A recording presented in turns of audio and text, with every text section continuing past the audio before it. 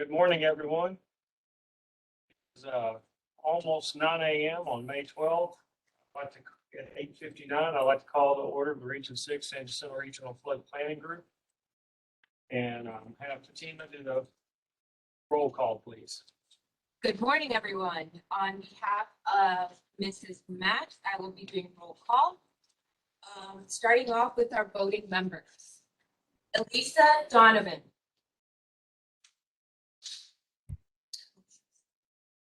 Elisa Donovan or Marianne Pianchetti. Okay. Erwin Burden. Did see Erwin joined. Erwin, can you confirm you are present?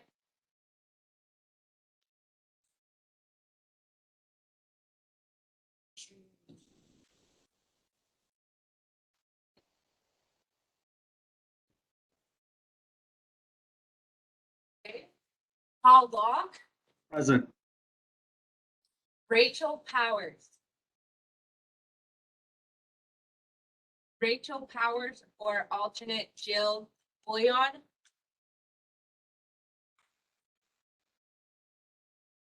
Tim Busha. Present. Stephen Costello. Here, Mr. Chairman, I did get an email from Elisa Donovan that she probably was going to miss this meeting today.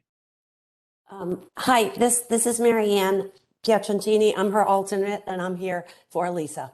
Hello, Marianne. Hi, Steve. Hi, everybody. Hey, thank you. Jean Fitzler. Here. Matthew Barrett. Here. Connie Pothier. Present.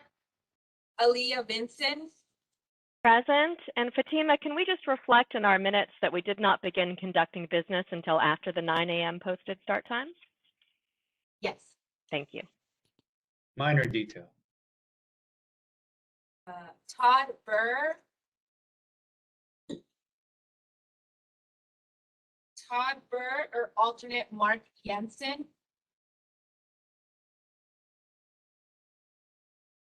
Brian Maxwell. Brian Maxwell or alternate Bob Kosar. Bob Kosar is here. Christina Quintero. And Neil Gaynor. Present. Now moving on to our non-voting members. Hope Zubek. Hope Zubek or alternate Robert Adams. Michelle Ellis. She might not be here. She's actually in Austin. Okay. Kristen Lembrecht. Here. Joel Clark.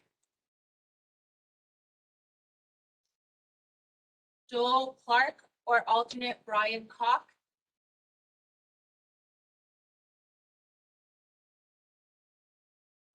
Carla Stripling. Okay. Megan Ingram. Present, Fatima. Thank you. Melinda Johnston. Or alternate Kim Nygren. Justin Bauer. Or alternate Stephen Johnston. Ely Alcori. Present. Eric Stevens. Hi, good morning. My name is Lisa McCracken-Mears. I'm in for Eric Stevens. Okay, Lisa, will you be serving as Eric's alternate moving forward? Yes, ma'am. Okay, we'll make a note. Thank you. Thank you.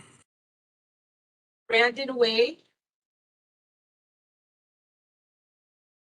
Brandon Wade or alternate Jake Hollingsworth.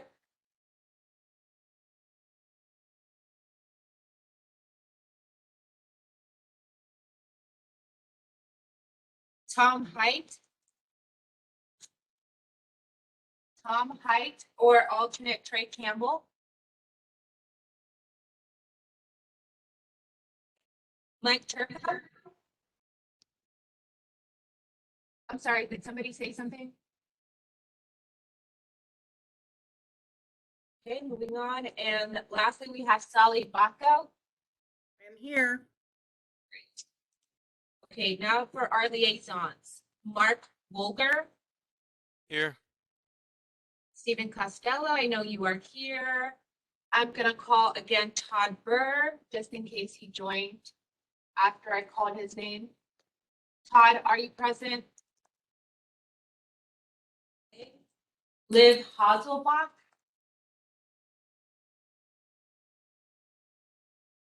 And Scott Harris. Hi, this is Rachel Powers. I am here as well. Good morning, Rachel. Glad you joined. Okay, Mr. Chair, we have a quorum. You can continue. Thank you, Fatima. Moving on to item number 3, registered public comments. Do we have any registered public comments? We do not at the moment. Registered comments from those in the public? Thank you. Next item is number 4, Texas Water Development Board update. Thank you, Tim. Good morning, everyone. I don't have much today except to, again, update y'all that we are very close to finalizing the informal comments in response to your March 7th technical memorandum submission. So we're very close to sending those out. And that's really all I have today. Thank you. Megan, do you anticipate those to be in May that we'll receive those? I'm hoping so. Yeah, we're in the very final stages of review. So if that changes, I can let you know. Thank you. Moving on to item number 5, approval of minutes, April 14th, 2022. The minutes were provided in your packet. Are there any comments on the minutes? Corrections? Matt? This Matt, I just have one. I almost made it all the way through. I thought I was going to go the distance. I had one comment. So in the draft minutes, there was a lot of detail on the various discussions that happened in the final that was simplified and summarized. And I think that's fine because we have the video to back everything up. So I think that's a good approach.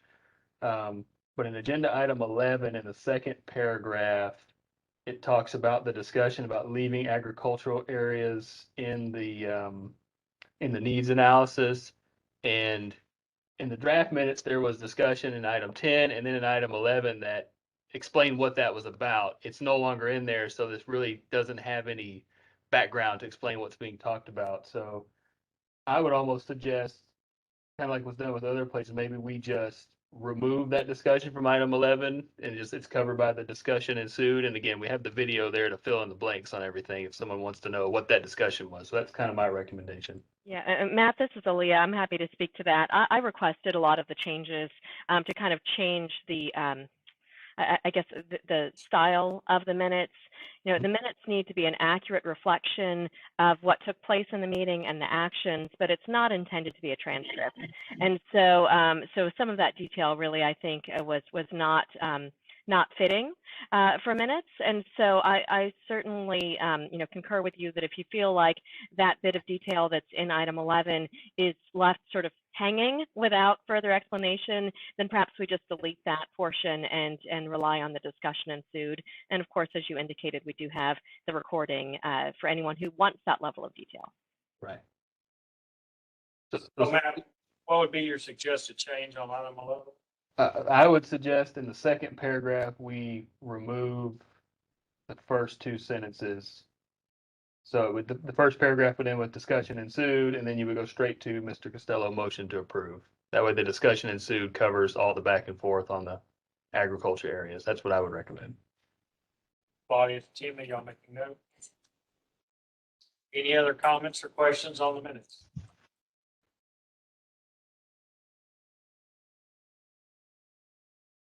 Is there a motion on the floor? Aaliyah, motion to approve as revised. Costello second. We have a motion and a second. Any further discussion or comment? Hearing none, all those in approving the April 14th meetings with the revisions indicate by saying aye. Aye. Aye. Any opposed? Any abstain? Motion carries. Thank you. Moving on to item number 6, announcement of new alternate members and new non-voting members.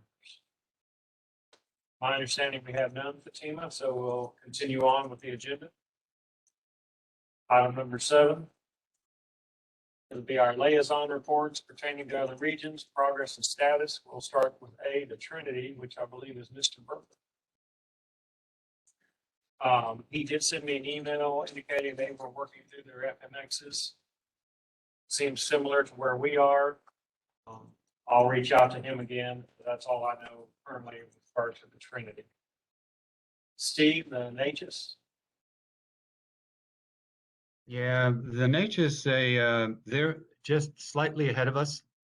In fact, there was a lot of discussion about 3A is what they're working on right now. And then they were discussing revisiting some of their goals. But basically they are slightly ahead of us, and then they were scheduling some of their public meetings for the month of May. And I think they've already had their first meeting, which I think was May 2nd. Thanks, Steve. The lower Brazos would be Mike Turco, who I believe was not here. And then Region H Water was Brandon Wade, who also is not here, but I did meet with Brandon recently, and he just indicated Region H is interested in, being a partner with the regional public planning groups. There is talk with the Water Development Board about possibly some opportunity for the water group and the flood planning group to meet. So I assume there'll be continued discussion on that. That'll be recognized and provided by TWDB. Leah, you have anything else on Region H you want to add? Or? Only to say that I think there is ongoing discussion about how we can make sure to coordinate with the regional water planning group to make sure that there's a good level of communication. So I think that there will be some further steps in that direction, and hopefully that will be available for discussion soon. Thank you. All right, we'll move on to item 8. Mr. Chairman, if I could jump in real quick, this is Sally Bacco, representing the Gulf Coast Protection District. I just wanted to inform the group that the Senate Committee on Environment and Public Works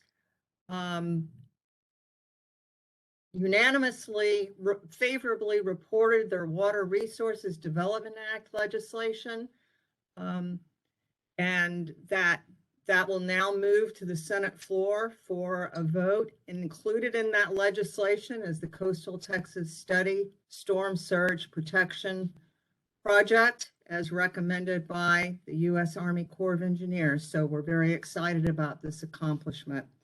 I also wanted to mention that the Gulf Coast Protection District, I shared with them the public engagement meeting details that we are looking at for May 24th, 26th, and the 31st. They will be posting that on their website to make sure to share the information, as will the Bay Area Houston Economic Partnership. They will be sharing it on their social media. Well, thank you so much, Sally. And I'm making myself a note so that every time we run through liaison reports, we ask you for the latest update. Thank you. So we'll make that add on that. Thank you so much. We'll move on now to item 8, update from the Executive Committee, discussion and possible action regarding the appointment of the Flood District's voting member position. I'll start off the discussion and turn to my fellow Executive Committee members. The Executive Committee did have an opportunity to meet. We met on April 25th and reviewed two responses to the solicitation. One was from Christina Green and one was from Vanessa Beard. Vanessa Beard, excuse me. You may remember that we had numerous submittals the first time we backfilled for that position. These were two individuals that were previously submitted. They re-verified their submission. We had interviews with them, and the executive committee felt that Ms. Green represented in-depth knowledge of the active flood control work in the community. I had a very strong technical background and would be well suited for the role. She currently is employed with Harris County Flood Control District, one of our partnering agencies with Harris County, and has been serving as the alternate to Marcus Stuckett for a few months and providing commentary to the Regional Flood Planning Group related to technical items. So I'd like to state that the formal recommendation is to vote in Dina as the voting member for the flood control districts. I'll open it up to the remainder of the executive committee for any commentary. Thank you, Tim. This is Aaliyah. I just wanted to say that the executive committee really has found Dina Green to be an exceptional applicant. And of course, as all of us know, she has been participating in many of our meetings and even raised her hand last time around to serve in the interim on the technical committee. So we wholeheartedly recommend her to the full RFPG for your consideration and hopefully approval. And we have asked her whether she would be willing to serve on the technical committee in a permanent capacity if she's appointed as a member for flood districts, and she has said yes. So if we vote her in on this item, I think that on our next item we'll be coming to that issue to hopefully put her on the technical committee. Matt, Gene. Yeah, I'll just say I agree. Dina is going to be a great member. I've worked with Dina a lot before, just in my River Authority capacity. So she'll be a great addition to the team. Looking forward to working with her. If everybody feels the same way. Gene, anything? I'm gonna say all I can add is that I'm impressed with the executive committee's ability to get together, get work done, and come to a conclusion in a very amiable way of doing work. It's always a pleasure to work with the other executive committee members. Thank you, Gene. I would open the floor to the remaining voting members if you had any questions for the executive committee, or as always, if there's a motion on the floor, I'll be love to entertain it. But I don't want to short circuit any conversation for the other voting members, so please feel free.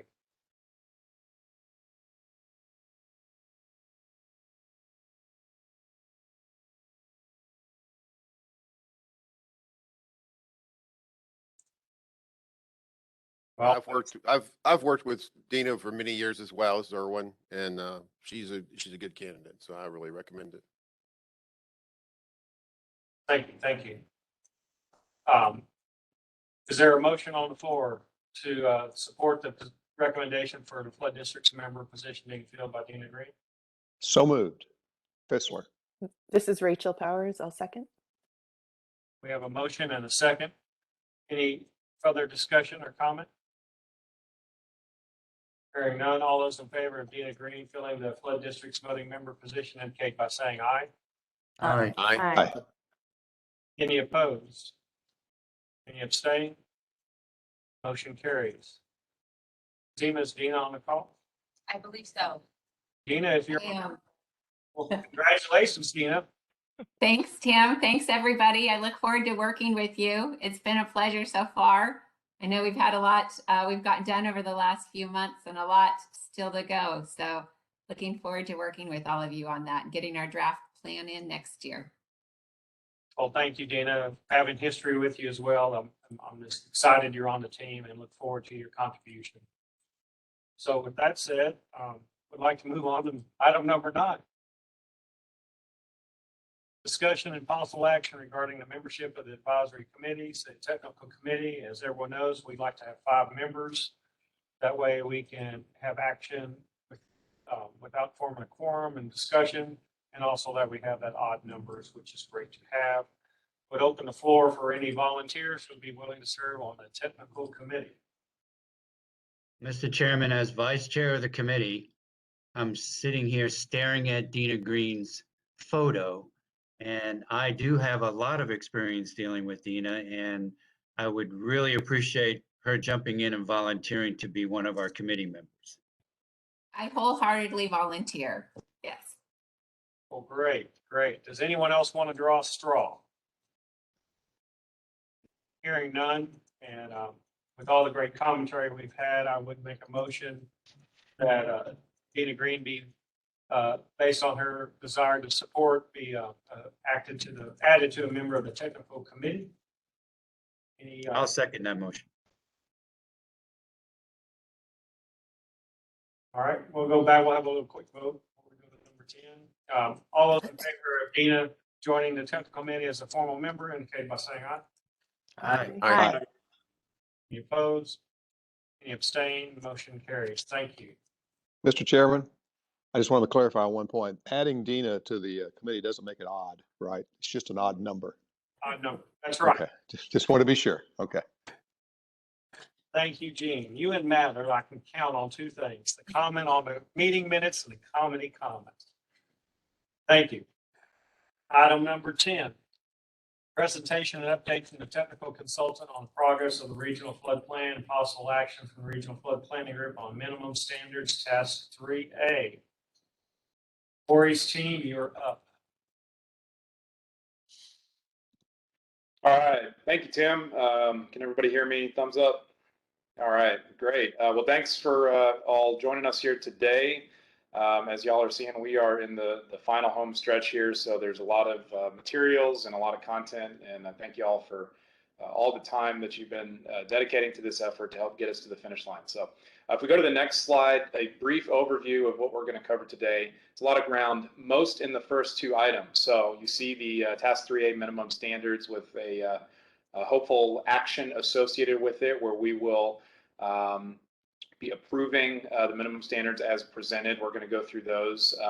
We're going to walk through a bit of the FMXs that we have identified and pulled together, and how you will be able to review that information. And then we're going to go into a few more items on and updates on tasks 7, 8, and 10. But while we transition here, Fatima, is it all right if Maggie shares screens just to kind of step us through the presentation and then get us into a demo of the GIS dashboard that we developed? Absolutely. All right, thanks, Fatima. And while they are transitioning the screen share, I will also give a huge shout out to Dina Green. She has been doing a heavy lift on behalf of the Harris County Flood Control District, working with us on getting us a number of those FMXs identified, pulling a lot of information. She can attest to just how much information goes into pulling all of these together. And so just want to, again, big shout out to Dina, and we're also thrilled to have her a part of this effort. So thank you again to Dina. All right, so as we kind of move along here, I'm going to jump into Task 3A, the minimum standards. Recall, we've had previous discussions on the implications of recommending versus adopting these floodplain management practices. Recommending will basically put them out there as best practices that can be available to entities within the region for them to pull from, to hopefully elevate their minimum standards based on the recommendations of the planning group, but it doesn't necessarily come with the teeth that adopting minimum practices would include. And so by adopting minimum standards, what that means is the implication is any entity that wants to have an FMX, and recall FMX, just to reiterate, is the combination of any FME, FMP, and FMS, so strategies, projects, evaluations. Any entity in the region must adopt equal or exceeding standards in order for their FMXs to be included in the plan. So we'll circle back on this item, but previous discussion both by the technical committee and this larger group has generally landed on a recommendation of these floodplain management practices here and minimum standards for the first round as to not exclude anyone's projects or studies from being included in the plan, which again is potentially going to be required for funding through the FIF or other state administered funding programs. So if we go to the next slide, just an overview. We've discussed this with the technical committee and last planning group meeting. We had a lot of great discussion. we presented a slate of 8 overarching standards that you'll see here. When we discussed what we wanted to accomplish with these minimum standards, it was really about bringing everybody up to a consistent minimum standard across the region. Obviously, we have a lot of entities that have higher standards that exceed the minimum NFIP standards, and some which have very high elevated standards. And so we wanted to put these out there as best practices that can be available to those throughout the region, including participation in the NFIP, defining a region-wide no adverse impact policy, establishing minimum FFEs or finished floor elevations, encouraging use of best available rainfall, which is Atlas 14, compensatory storage or floodplain fill mitigation for fill in the 100 or 500-year floodplain, development of detailed H&H analysis criteria or requirements, and incentivizing the preservation of floodplain. So those are, again, the overarching goals or standards, and what we've done is presented language to help better define those, and we've pulled from our past discussions a lot of good feedback. We received some feedback subsequent to the planning group meeting, and so we've tried to take those into consideration in updating the language that you'll see, as well as some other updates that we'll go through. So I'm going to turn it over to Maggie now, and she's going to step us through these minimum standards one by one, and we'll kind of present some of the language that we're identifying to help define these standards, and then we will put it to the planning group for discussion and hopefully approval of these minimum standards. Again, want to reiterate that this is going into a plan which is a living document. The regional flood plan, this isn't a one and done. It's a living document, and so we have the opportunity to continue to improve on these in future cycles, and it's really the intent to improve on these as a starting point for the first round, but continually revisit them and look at them. And so again, they're minimum recommendations that we have for today that we want to recommend as best practices for those in the region, but we'll continue to receive feedback on these, and as we move forward into future rounds of planning and future cycles, we'll continue to evaluate and enhance these. So Maggie, with that, do you want to take over and kind of step us through these minimum standards? Sure. Yeah, as part of getting into each of these discussions, similar to what we did at the last regional flood planning group meeting, I'd like to step through some more detailed definitions of each of these minimum standards and identify what has been updated since our last discussion. So jumping right in with minimum standard number 1, participation in the National Flood Insurance Program. One of the main comments and discussion items from the last meeting was that we also incorporate encouragement that entities participate in the community rating system to be able to have the opportunity to reduce flood insurance rate premiums for communities across the region. So that bullet has been added to minimum standard number 1. And with regards to standard number 2, there was substantial discussion on potentially being too rigid or being wary of being too rigid in our definition of what a no adverse impact would be, especially considering that this is the first cycle. And so language for this no adverse impact standard has been amended to encourage that entities define a no adverse impact policy that meets the unique needs of each entity. Additional comments that were, No, I just want to jump in, Mr. Chairman. I was the one who's pretty vocal about this particular item, and reading what Maggie has right there, I think that's a good approach. That's just my opinion. Thank you, Steve. And for the members, I would just suggest, as Maggie's going through this and kind of looking at time and wanting everyone to have input and commentary, please just not pointing Steve out, but raise your hand, let her get to the next pause, and then she'll call on us.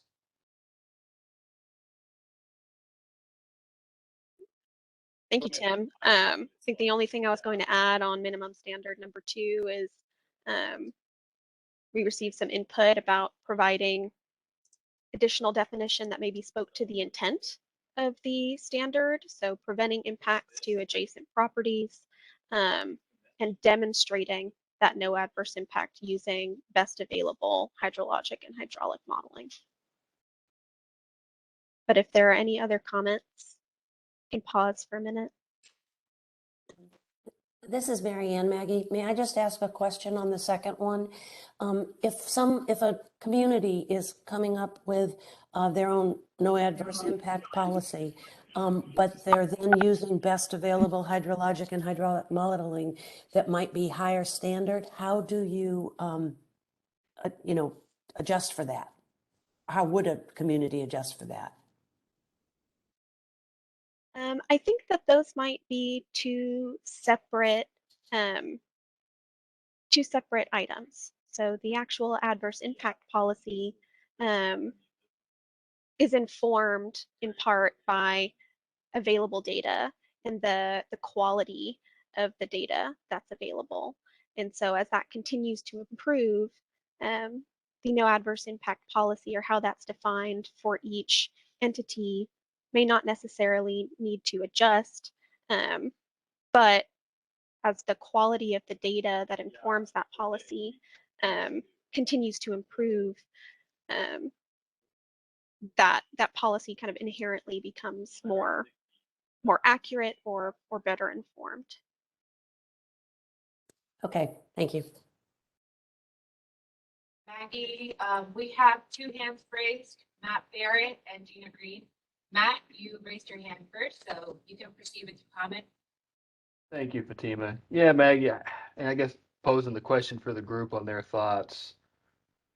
I know we had a lot of discussion on this last time, and I understand, how we landed on each entity. But I guess my question, I kind of brought up last time, is, and I know these are just recommendations, they're preliminary, they're subject to change in the future, but we are setting a precedent for the future. And so this is going to, guide future discussions as well. Is making it each, unique to each entity. And then there's also talks about adjacent properties. Both those things go into my question of is the focus too narrow on this? Should it be looking more at a regional no adverse impact, not just each entity making a decision on what they feel is an adverse impact or an adverse impact to their area, to their entity? Do we need to consider, since this is a regional flood plan, do we need to look at this as more of a encouraging? And again, it's just encouraging, it's just recommended. It's not gonna, they don't have to adopt it. Should we encourage folks to look more big picture at the region in terms of their no adverse impact policy? Not just looking at immediately adjacent properties, not just looking at their area, I guess. That'd be my question and my thoughts on it.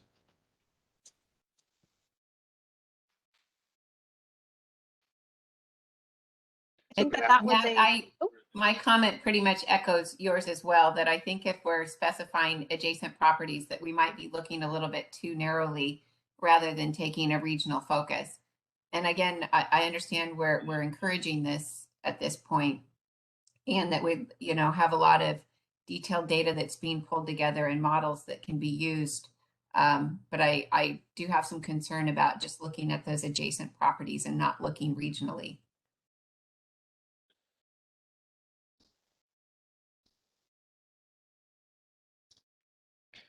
Matt, do you have any recommendations on wordsmithing of how we might revise the second bullet to convey that? I mean, I think on the second bullet, maybe it would just be on preventing impacts to other properties. I mean, that's I know that's a big ask, but again, it's just a recommendation. It's just an encouragement. I mean, I think we should encourage people to think about all other properties whenever they're developing and modeling. And then on the first bullet, again, maybe if everything after the word policy came out, just encourage to define a no adverse impact policy. That at least is a star. That's not focusing. I think it'd be even better if it was a no adverse impact policy to anywhere in the region. That may be too broad of a goal. That may be The group may feel that's too big of an ask, but I don't like that it's focused down on each entity doing their own thing and only looking at adjacent properties.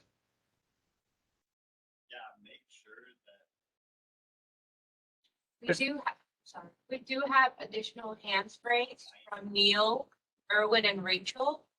I believe Neil raised his hand first. Neil, did you want to add something additional?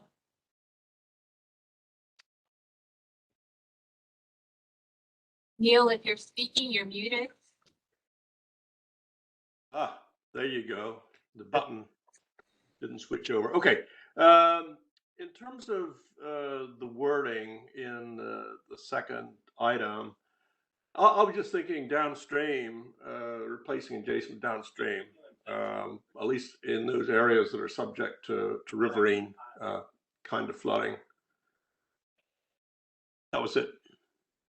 And Neil, one thing I would mention is, I think when you look at a development criteria, you're typically looking downstream. It's possible from a floodplain fill or blockage, obstruction of conveyance standpoint, you could have upstream impacts as well. So I would caution against putting just downstream into it, because it may limit, the upstream impact portion. I guess I'm looking at things from the upper watershed perspective. So we're looking downstream all the time up here. Erwin? Thank you. I agree that we, as a group, we should be looking at more regional. The only thing I'll caution you is the NFIP and CRS programs give you your points specifically from the residential lot. I mean, that's what it's targeted. The whole program is written around repetitive losses and to reduce that. To do that, you have to do it at the loss level. So I see a combination of the two. Some communities I've actually worked in had an adverse impact within 2,000 feet upstream and downstream. And that criteria could be dovetailed into the recommendation to make sure it goes to a point of confluence of the water surface elevations to give you a gradient instead of an instantaneous no impact, a gradient to a no impact. Because when you throw a bucket of water on a driveway, it's a bucket high when you hit the ground, but it dissipates quickly, and that's that theory, and it does work. But those are my comments. But the CRS and the NFIP are specifically targeted for repetitive losses and to reduce that insurance liability.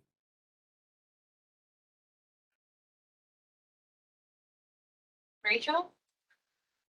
Yes, I was just going to say, I think if we're going to encourage them, we should make it as easy as possible and provide models, maybe from wussy to super hot, 5-alarm fire, for how strong or rigorous the policies are, and then perhaps specific to the type of entity, because counties and cities and MUDs all have different regulatory authorities.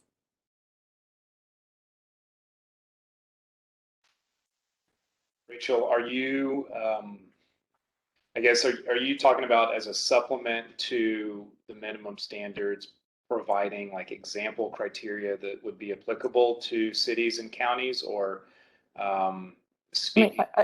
Yeah, I would hope that this group would be able to provide model language for what they can adopt.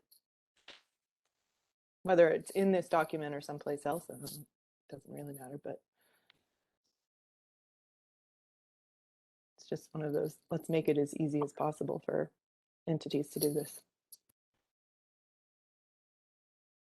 Rachel, do you think that could be accomplished by, I think, like you said, providing a range of examples of no adverse impact policies that are currently implemented throughout the region? Yes. So maybe not updating the specific minimum standard, but providing some additional guidance on how to go about implementing the minimum standard. Would that be accurate? The idea is just to make it really easy for the regulatory entities to create and define a no adverse impact policy. So provide examples, provide suggestions. So what I took from the conversation, so it would be provided maybe a more refined example, definition of what a no adverse impact policy means, and then some examples from other entities could be included. Yes. I think the conversation Matt originated with, I think has some merit. I think when we use the terms appropriate to meet the unique needs of each entity, then you have one entity saying another entity doesn't have it right. I think that the standard is we want the entities in our region to have a no adverse impact policy. In our document, we'll identify what the definition that the regional flood planning group believes that is, and then provide references to other entities, whether they're in our region or not, of what they use as their no adverse impact policy. And I have a physical hand and electronic hand over with Aaliyah. Thank you, Tim. Just wanted to make sure I wasn't missed.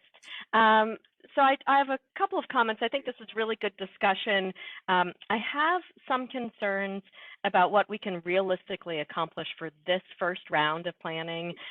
So in my mind, I find myself really trying to differentiate between, what can we reasonably accomplish for this plan, and then what can we turn to in our immediately following next cycle.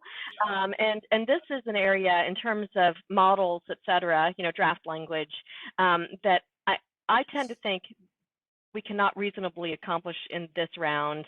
And one of the things I was thinking about the other day is that we basically only have 2 years to accomplish what really is a 5-year planning cycle. And so that's how compressed we are. And so what I would suggest here is that we document these ideas. I think technical committee can definitely have additional conversations with the technical consultant about it, and with the TWDB. But I would suggest that trying to actually make available, model language, et cetera, is something that we really should defer for discussion next planning cycle. The other thing I would say is that I have some concerns about us as an individual RFPG trying to advance that. What we really would want, if we wanted to go down that path, is have consistent language that's being offered to those different types of entities statewide, and across RFPGs, which really means that this might be a good topic, for the chairs to discuss at their RFPG chair meetings with TWDB, right? Because then we can coordinate, maybe even have the TWDB provide some model language for different entities, which I think would be really great. So those are my thoughts on that, and I would love it if whatever is done could be consistent statewide.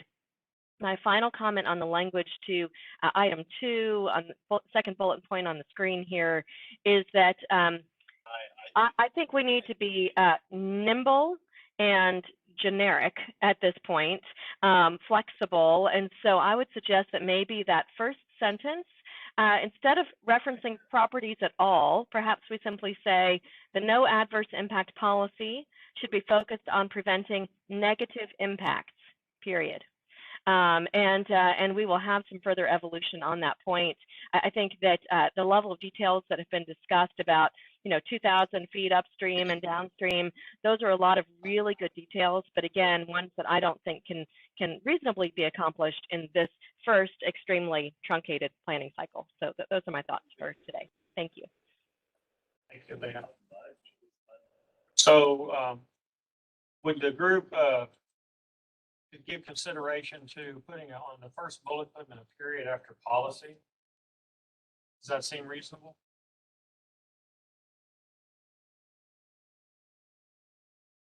Can you state that again, Tim, what you're suggesting? So on bullet number 1, all regulatory entities are encouraged to find a no adverse impact policy, period. Okay. And then on number 2, the no adverse impact policy should be focused on preventing negative impacts. Period. Period. That And works the for me. use of the statement about using the best available data, I think is okay. We just encourage people using the best thing that's out there. I like those changes, Tim. Thank you. What, Great. One comment I have is, do we want to have no impacts on adjacent communities? That's still more regional in neighbor, in more regional in nature.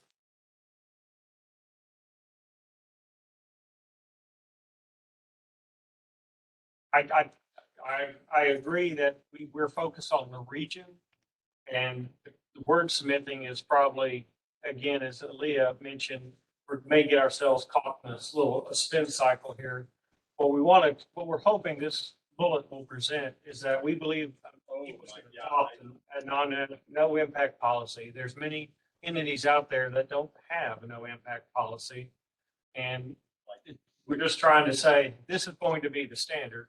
And as we move forward through our plans, and hopefully with the success of implemented projects and funding, we can then move this further down the field through the next planning cycle. And again, I think the thing we should hope for is that we are able to implement projects.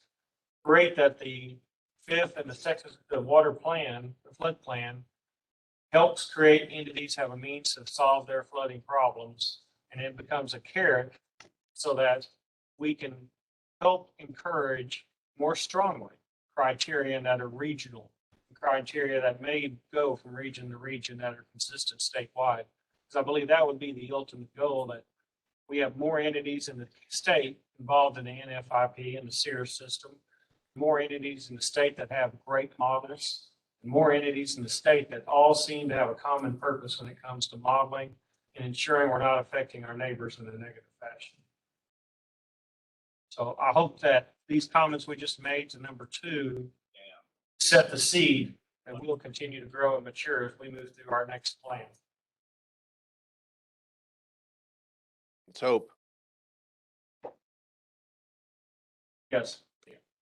So, Maggie, I would suggest you make those 2 changes and that we continue on to item number 3. Great, Tim. All right. Noted. All right, so moving on to minimum standards number 3 and number 4. At our previous regional flood planning group meeting, there was significant discussion about incorporating a distinction in minimum standard number 3 between base or flood elevations that were developed using effective rainfall data versus Atlas 14 rainfall data. And so that update has been, or that clarification has been incorporated to that standard.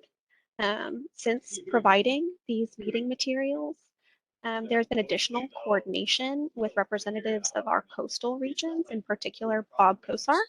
And we have suggested additional changes to this standard definition that would include an exception to coastal flood zones for each bullet, and add an additional bullet, a third bullet, that would state that areas designated as coastal flood zones, all new habitable structures shall have a finished floor elevation established at or waterproof to the FEMA effective 100-year flood elevation as shown on effective firms plus 1 foot of freeboard. Wow, that was a mouthful, Maggie. Before you go on, if everyone is not speaking, please put yourself on mute. We're getting some background on one person. Thank you. Maggie, to summarize what I think you said, there is a consideration for a third bullet that would directly relate to structures in the coastal zone, and that it would follow the second bullet except add a foot. Did I hear you right? Yes, so add a third bullet that would specifically define what the minimum finished floor elevation would be within coastal zones, and clarify an exception for coastal zones in the first 2 bullets. Okay. For those not familiar with coastal zones, FEMA maps on the coast have additional zones besides the A, E, and A. And again, we're probably getting way into weeds here. I am not super comfortable with not having it out so that everyone can read it, even if we don't understand it fully. Corey, what are your thoughts?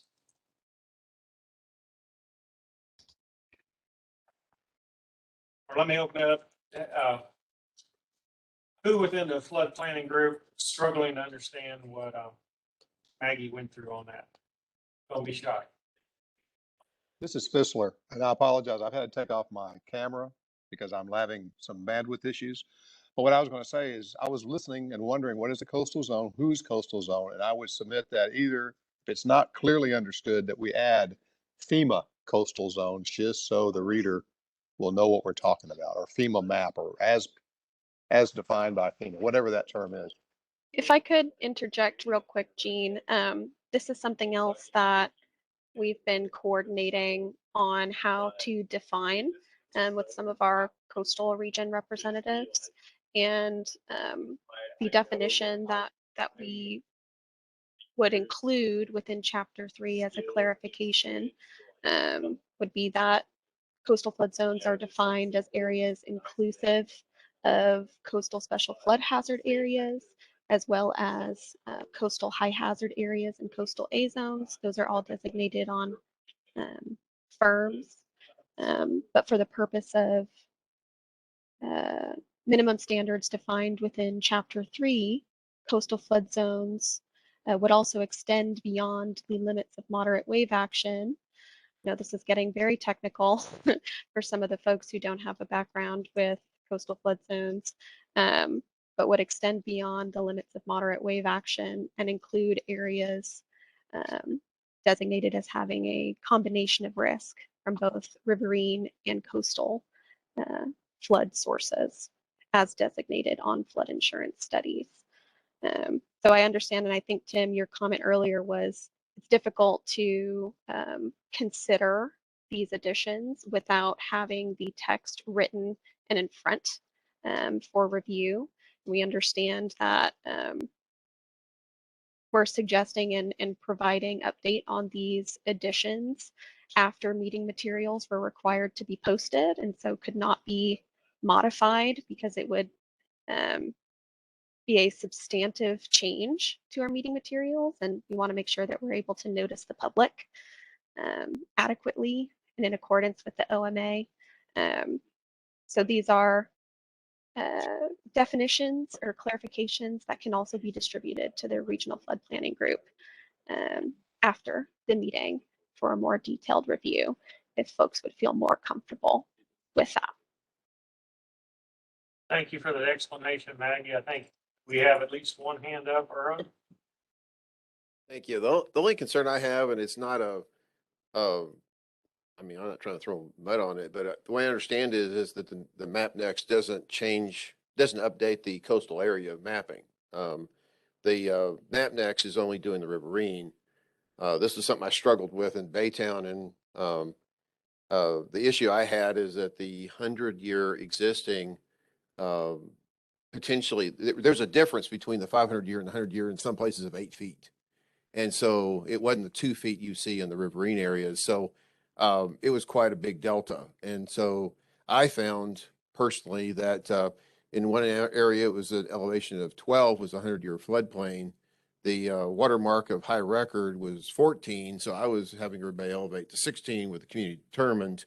And it still wasn't at the 18 to 20, which was on the 500-year floodplain map. So my concern is the map next really doesn't change any of that at this time. And I'm not sure the 100-year plus a foot would even hit the goal we're looking for, but it's better than nothing. So I encourage the thought. I just don't know if it's going to hit the goal we're looking for. I just want everybody to know what I found in a coastal area. Thank you, Erwin. And what I'll expand on his statements, you know, some of our communities that are in our region won't even have MapNext data. So I'll continue to open the floor. I think I like what I see with number 3. I think if we're going to have some language regarding coastal zones, it probably needs to be defined for both non-Atlas 14 and Atlas 14. or just give consideration to the current maps being the tool regardless if it has new data, because as we're the only county getting map next within this planning cycle, using the current VEs with some 1 foot add would probably be adequate. So I would just defer, Corey, that we could continue moving forward, but understand that the planning group may want to hold out on item 3 until we see all the language. Okay. Anyone else have a comment before she moves on? Oh, there we go. We have I think I see, it looks like Matt maybe has his hand up as well as Aaliyah.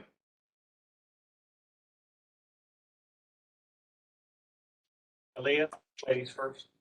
So mine is very short. I really just wanted to ask our coastal communities member if they've had a chance to consider this and what their position is. We really thought that having that coastal communities member voice in this discussion was critical. So I'd love to hear what you have to say. This is Bob Kozar. Yeah, I've been working with Maggie and Corey on the language here. As Erwin mentioned earlier, it's really different for coastal communities in that we have still water heights defined in the FISs, which are 20 feet or so, 19, 20 feet, even 21 feet.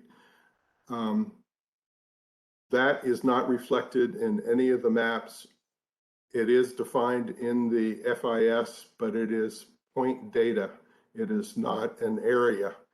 It is point data at a tributary or a confluence of other streams. So you really can't use that data to say this lot will need to be at a particular elevation. The other issue you have is Atlas 14 really doesn't matter much for coastal areas. The combined probability of coastal surge versus riverine flooding will vary the further inland you get. If you're on Galveston Island, you're nearly 100% coastal surge probability. As you move inland, you eventually get to 100% riverine flooding. And the ratio there is different all the way across. And there's nothing in the transects on the firms that tell you, other than the AEVE zone elevations, where you're at on that coastal risk. So the only data we have is firm data, and that's why we suggested a 1 foot freeboard. Most communities actually have a little bit more than that, that I'm aware of. If you're part of CRS, you probably have a 2 foot freeboard, or even some communities have as much as a 3 foot freeboard. But as Erwin said, that's not even enough to get you above the stillwater height for a 100-year event in a lot of cases. So there's a lot of work to be done on it. I don't know what the right answer is, but I think providing exceptions on those first 2 bullets and then adding the 3rd bullet that addresses specifically the coastal zones, and by Maggie's definitions that she's going to be sending out, will get us closer to where we need to be. I strongly support having a 3rd bullet because we need to have something about coastal. It is a completely different issue. Yes. Anyone else have their hand up?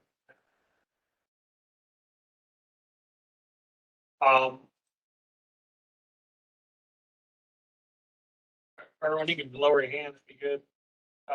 Corey, clearly some work on 3.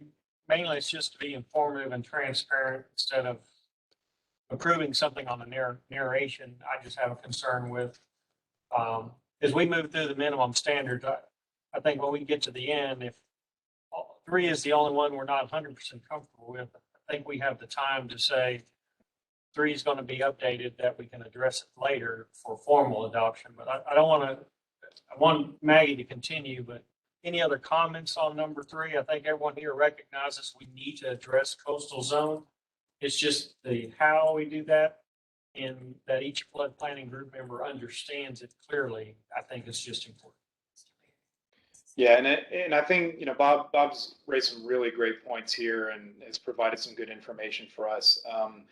You know, I also kind of want us to recognize that with all of these minimum standards, you know, they have pretty technical elements and regional or geographically specific applications of them. As we've said before, you know, our region is fairly diverse in the source and type of flood risk that we're exposed to.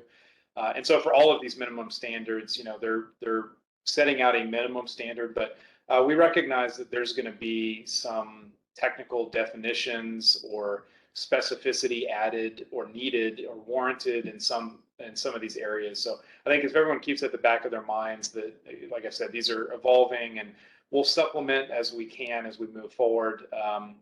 You know, the intent, I think everybody's on the same page with. It's just how do we add that definition, you know, to caveat it or to kind of cover our bases in some of these instances.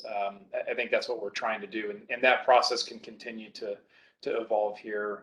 But knowing that everybody's generally on the same page for that overarching minimum standard is just, as we've seen, there's kind of a balance between, you know, how do we leave it, you know, vague in the sense that it can be more broad versus specific, defined, and the more specific and defined you get, the more exclusions or caveating or specificity you have to add to cover different geographies or areas of the region subjected to different factors. So, but yes, let's continue on to number 4, Maggie, if you want to pick up there.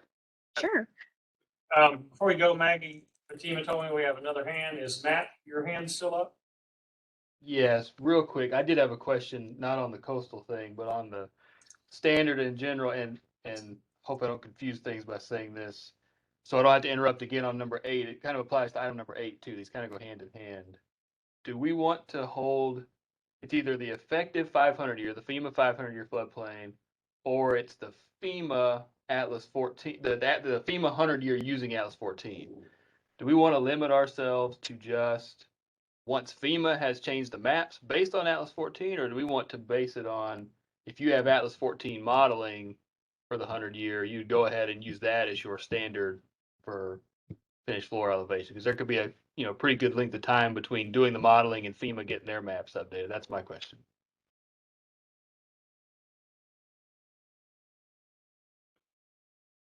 And I can respond, or I also saw Erwin put the hand up. So Erwin, if you wanted to speak directly to that, I can throw it to you. I would recommend to use the higher of the two. That's what we did during Tropical Storm Allison mapping. It's consistent with most remapping efforts. That also addresses the communities that don't have Atlas 14, so they'll use the higher of whatever is available.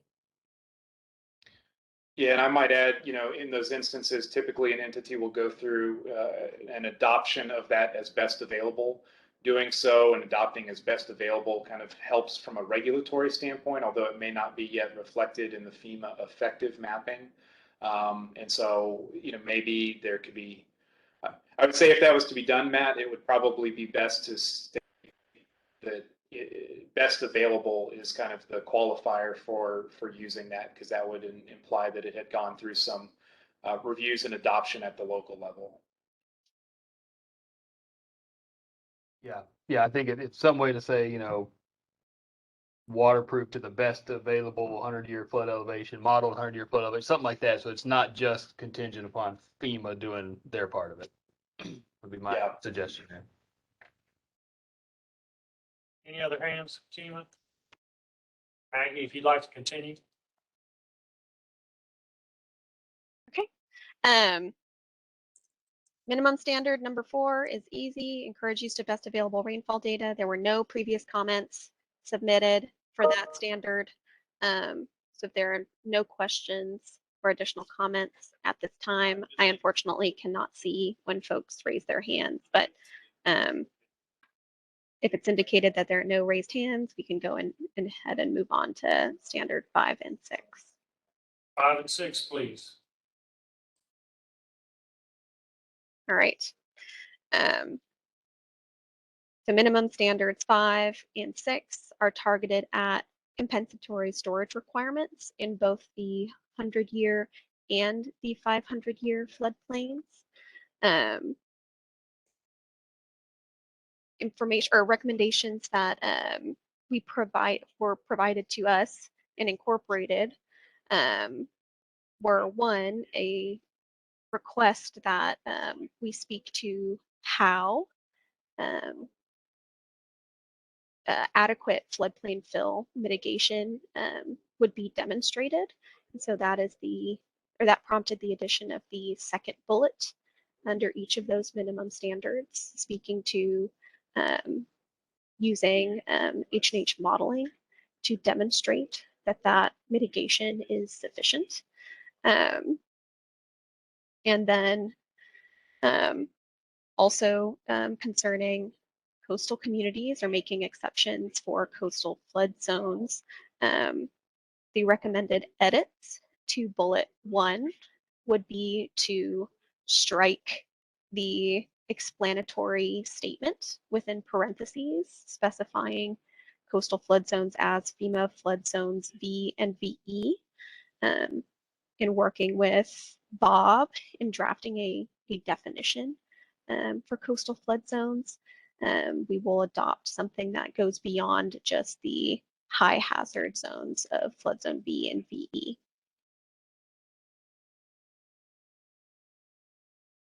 Maggie, is the intent here that if you add fill, you have to dig a hole, or if there's existing detention that's not fully at capacity and you could prove that with modeling, then you could utilize that instead of digging a new hole? Is that the intent? I think that that's something that would be captured in the second bullet. So if there is other identified mitigation that may be off the property in a regional drainage facility, as I think you just mentioned, if that mitigation can be demonstrated to be sufficient using hydrologic and hydraulic modeling, then I think that would be covered under that second bullet. Should that bullet then, instead of just saying outside, should it say inside or outside the development, just to show that you're going to show one way or the other, whether you do it on the property or somewhere else, that it's covered? Would that make sense? Sure, that addition can be, or that clarification can be added.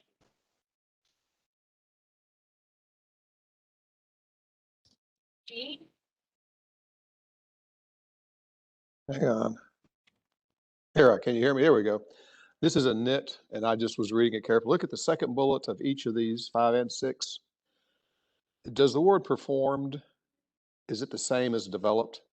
Hydrologic analysis should be performed to demonstrate. And the only reason I bring that up, as a reader, I see developed and development in the same sentence. I try to link them to see how does one relate to the other. And I don't think they do. Development is really different. So it's a simple question. Think about it. Does performed get you to the same place as the word developed? It's a nit.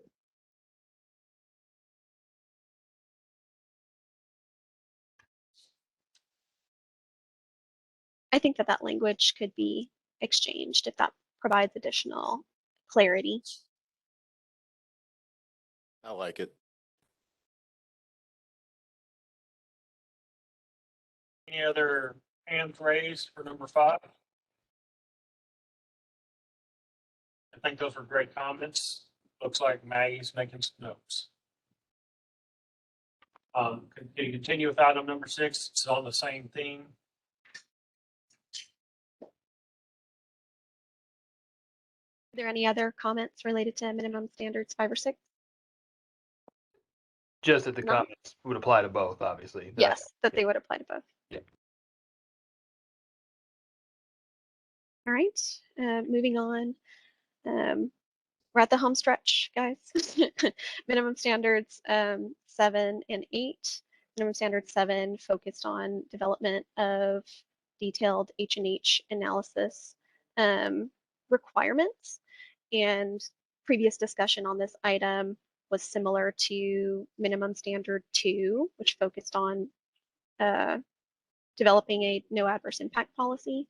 In this standard, we are encouraging entities, or the language was revised to encourage entities to develop H&H modeling criteria as appropriate for that entity, as opposed to dictating what that criteria would be. And it also incorporated encouraging entities to clearly identify when development or performance of H&H modeling would need to be applied.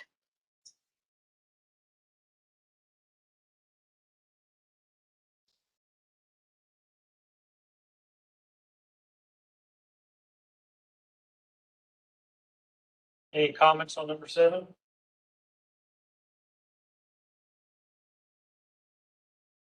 Hang on, I had one, it got away from me. Sorry, I didn't raise my hand. Here, okay, and 7, at the end of the first bullet, the flood planning region. Okay, this is going to go in our Region 6 document. So are we talking about Region 6 there? Lowercase flood planning region, does that really mean area of and appropriate for Region 6? Is that clearer? Is that accurate?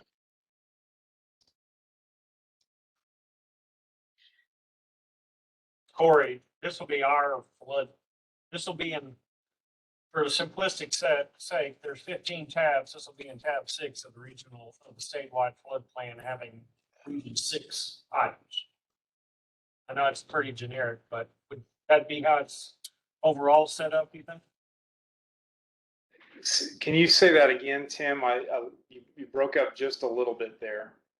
Well, with Gene's comment to where we just say flood planning region instead of Region 6, I would envision that the state flood plan will have sections, and each section may be a region. So, I mean, it'll be apparent this is a minimum standard because it's in Region 6 portion of the statewide flood plan. Correct. Yeah, I assume as this is rolled up that it'll be noted that this is the minimum standard. These are the minimum standards that were identified by the Region 6 and Jacinto region. In the spirit of Aaliyah's comment earlier in our discussion to be nimble and take a simplified generic approach to the criteria, would it address your comment, Gene, if we were to strike all of the language after the comma and leave it at all regulatory entities to develop hydrologic and hydraulic modeling criteria or requirements? Actually, I was just trying to get rid of extraneous words. When I read the flood planning region, my first question is it the flood planning region or flood planning? I thought if we're talking about Region 6, why not say Region 6?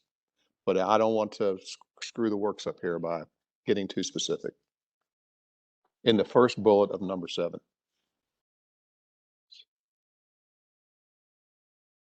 Leah.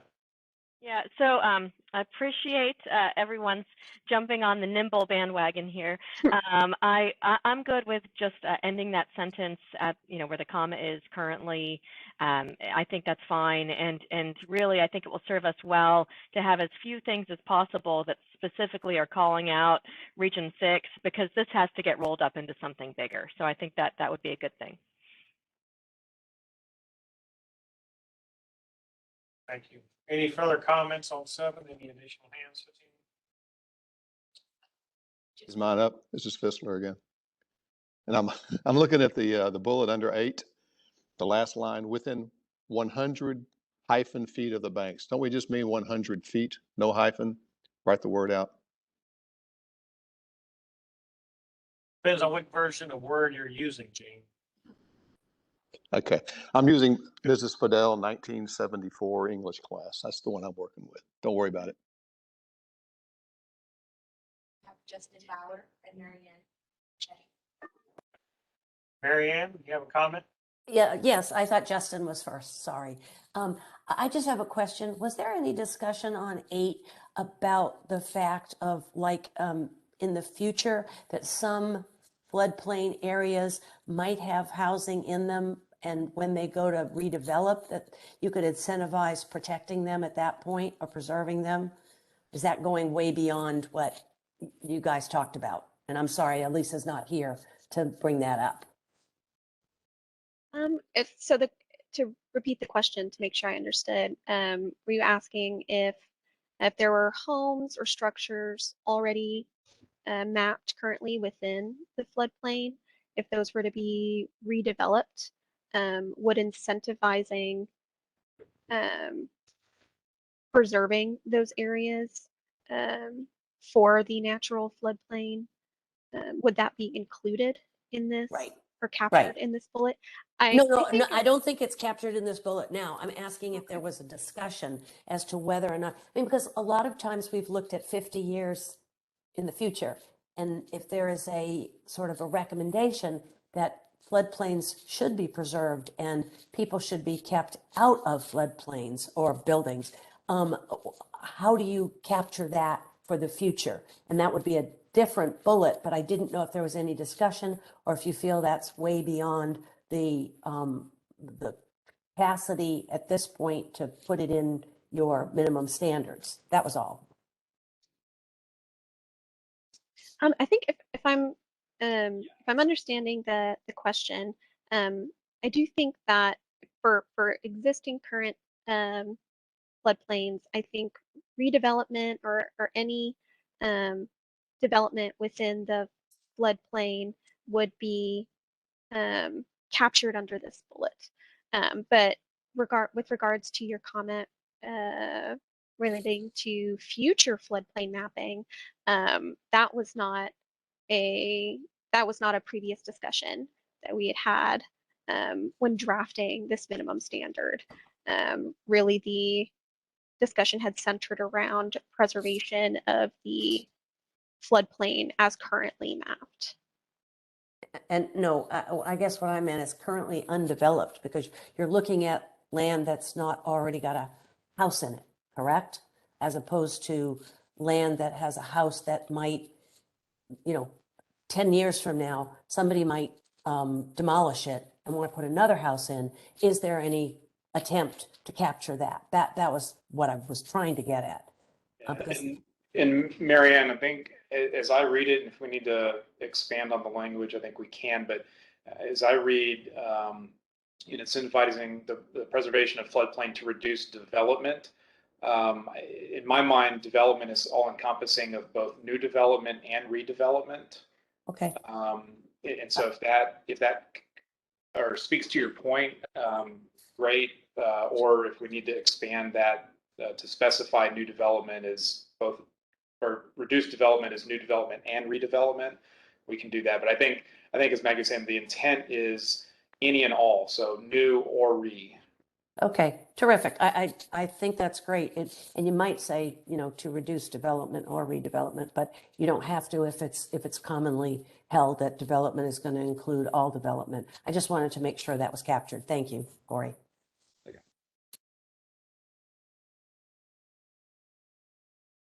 This is Justin Mayer. If I could just follow up on what Marianne was saying. Marianne hit on a piece of what I was going to say as well, so thank you. I was wondering if there had been any discussion. I know obviously the focus is on the regulatory floodplain and what's in the regulatory capacity of these entities. But in knowing that we've seen shift and will continue to see shift, along the lines of what Marianne was talking about in terms of the future, is there any consideration or possibility of adding maybe an additional clause at the end of this saying, or other undeveloped lands that may have an appreciable impact on the regulatory floodplain, or something worded better than that? Thinking in terms of, because this is not a minimum standard in terms of an elevation or something, we're encouraging you to do this.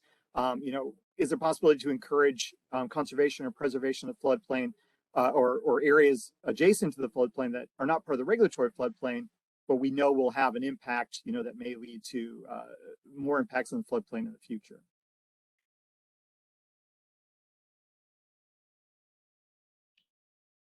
So, Justin, you're speaking to trying to encourage preservation of lands that aren't regulatory floodplain, but by developing them could contribute to a worsening of floodplains. Yeah.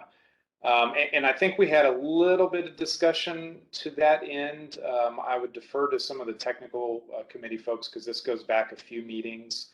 where we did speak to, you know, kind of a possible correlation, you know, between development of lands and floodplain. You know, I will say that as a whole, when looking at these minimum standards, pairing preservation of lands with items that speak to demonstration of no adverse impacts, not just to adjacent properties, but to any and all properties, you know, I think pairing those up means that any development we're intending to not adversely affect existing floodplains. I think absent of that, you know, maybe there's some discussion, but I might defer to some of the other technical committee members because I do know we briefly touched on this if they wanted to speak to some of the thoughts that we had on, or that they had on a broader brush of preservation of lands outside of the floodplain. Both Neil and Bob Kosar have their hands raised, so either Neil or Bob wants to respond to that. If I could just say a couple of words, and it touches somewhat on what Corey just mentioned. But from a practical perspective, I had the opportunity, which is rare for me, to drive south and north on the Grand Parkway between 290 and I-10 just in this past week or so. And I was stunned to see the amount of what appears to be development that is going on in what is a self-evident floodplain area in generally the upper part of the Cypress Creek watershed and extending down to watersheds that I guess eventually drain into Buffalo Bayou. Are we struggling here with a catch-up situation wherein development will always be ahead of any kind of recommended regulatory approaches or improvements to flood standards? This is a colossal challenge. I mean, I look at on the dashboard, the task to A tab at this particular area that I'm describing, and it encompasses a huge current 100-year floodplain. And I'm just struggling to understand how it's possible for development of any kind to take place in the floodplain if we are trying to incentivize floodplain preservation. Anyway, I just wanted to get that out there so that people become aware of the issue of trying to play catch up with developers. This has been the case since the Allen brothers landed on the banks of Buffalo Bayou all those years ago. So anyway, that's my comment for now. Yeah, and I would, you know, we've had some discussion on this, and it kind of goes, you know, carrot versus stick. I think there was some concerns with the planning group, views that had been expressed to us as far as concerns with being overreaching, you know, putting in place criteria or putting in place recommendations that necessarily limit development while stating how that development occurs. You know, again, pairing different minimum standards together so that as a whole, as a collective, they're achieving the goals of the flood planning region. But I think, you know, there's been some comments stated that maybe the planning group at a certain point would be stepping over a limit into dictating regulations or criteria that would fall to some local entities. Again, I don't want to speak on behalf of any of the other technical committee members or other folks that have expressed viewpoints to that, but you know, I think the intent is there, and going much farther beyond that, incentivizing preservation to limiting development of certain lands could be seen potentially as going a step beyond maybe the intent. But again, I don't want to speak to it myself just because I know it's the viewpoint of some of the other folks, but I'll defer. Bob, I see you have your hand up if you had a comment. I have a few hands up, actually. It's kind of hard for me to see who has hands up here. Yeah, I want to speak for the coastal flood zones on item 8. The same exception needs to apply here as we applied to items 5 and 6. Because our regulatory floodplains extend so far inland that we would be discouraging any kind of growth anywhere along the coast if we didn't have an exception on that one.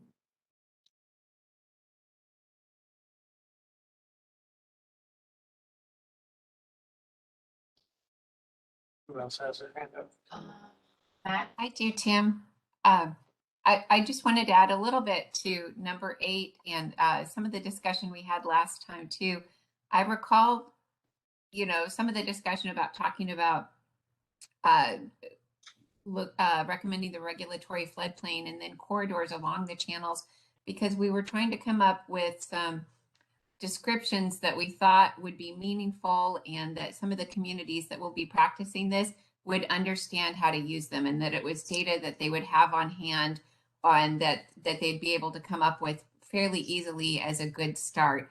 And I don't think this was meant to, limit how we look at the benefit of some of those ecosystem services we get from our, natural resources in the region, but having some concern about having information readily available that we could recommend different communities within the Region 6 start working with.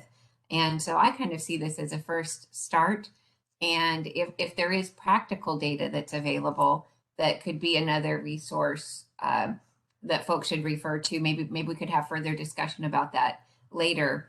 But I just want to add that for some that may not have heard the discussion last time, that that was a little bit of some of the data we talked about and being able to have it available for folks. Matt, did you have a comment? Yeah, just similar to what we talked about on item 3. I just wondered if we would want to make the language something like, within the regulatory or modeled floodplain based on best available data or something like that. So it's not just regulatory. That was my question for the group.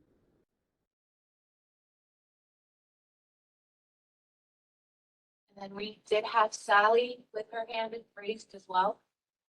Yes, thank you. I just wanted to take a quick moment to endorse Bob's observation on number 8, and that being, for coastal communities, we have very diverse communities and economies that exist here. Galveston Island being probably one of the more unique, given the fact that we're an island and we have a port and we have a significant tourism industry here that I think recognizing that coastal communities are a bit different and requires a little more flexibility in terms of how to direct development would be greatly appreciated. So thank you, Bob, for your comments.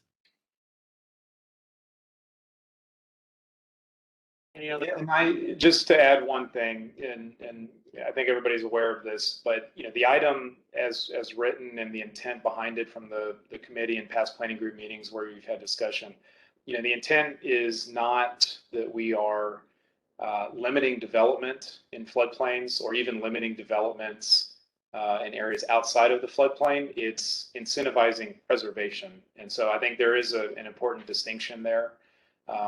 And when we expand outside the floodplain, any area that's not floodplain, incentivizing that, I think it falls under the same umbrella. But important distinction that this is not necessarily geared towards limiting or further restricting development in these floodplain areas. I think some of these other standards speak to the criteria for developing those areas. This is purely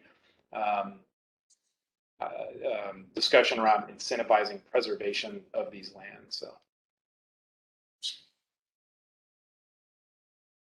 if if I can also add, like Corey mentioned at the beginning of this discussion, these are intended to serve as recommendations for best practices as defined by the Regional Flood Planning Group, and to truly be minimum standards. And there's nothing that would restrict entities within the region from going beyond the definitions that we're drafting for each of these standards. So if entities were to expand this incentivizing program to include other areas beyond the floodplain, or increase the width of corridors along streams or unstudied streams as defined currently on the screen, there's nothing that would restrict entities from being able to do that.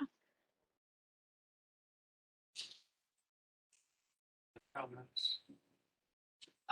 We did receive a comment from both Justin Bauer and Marianne through the chat. Justin, did you want to elaborate on your comment? No, that's okay. I think it's come up in conversation prior.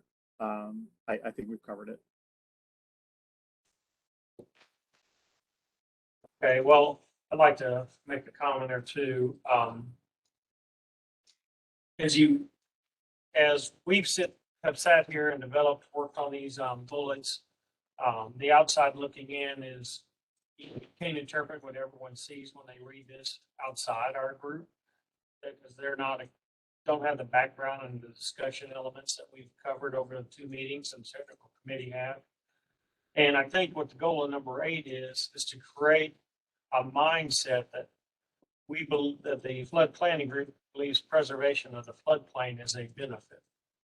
Now, preservation of the floodplain is going to mean different things to different people, whether you're in a rural community or urbanized community, and also what your stakeholder group is. I've worked in other parts of the state where they have very strict criteria. Once you define this floodway or floodplain, nothing happens inside that border. That is not really very common in Region 6, where we are at. So and as this is the baby step for us, our first year, as Leah has mentioned too, is the sense is we want that thought to be embedded into possible future criteria. And is it too simple to say we want to incentivize the preservation of the floodplain? And what that is to be decided on by the local entity and through education that our Texas Water Development Board Region Group will be doing over the next 2 years and over the next flood planning cycle. And I would love to make sure that we're not creating a sense of, as a state level is trying to set what preservation of the floodplain means. So as I read that statement, we're trying to set what we believe it is. I almost think we should leave that to the local entity, identifying this as a philosophy, not a criterion. And I would defer to my attorney to offer guidance on this council if she is amenable to it. Well, Tim, I'm not sure if you're talking about me. Of course, I have to caveat that I'm not representing anyone here as their attorney. But I will say that this might be along the same theme of what we've talked about previously, where we need to just be a little more flexible on this first round. And so I think what Tim is suggesting is that for item 8, that we consider ending the sentence at preservation of the floodplain, period, and remove the rest of the sentence for now. And I do support that. Steve, did you want to add anything additional? Yeah, first I was practicing how to put my hand up, but that's okay.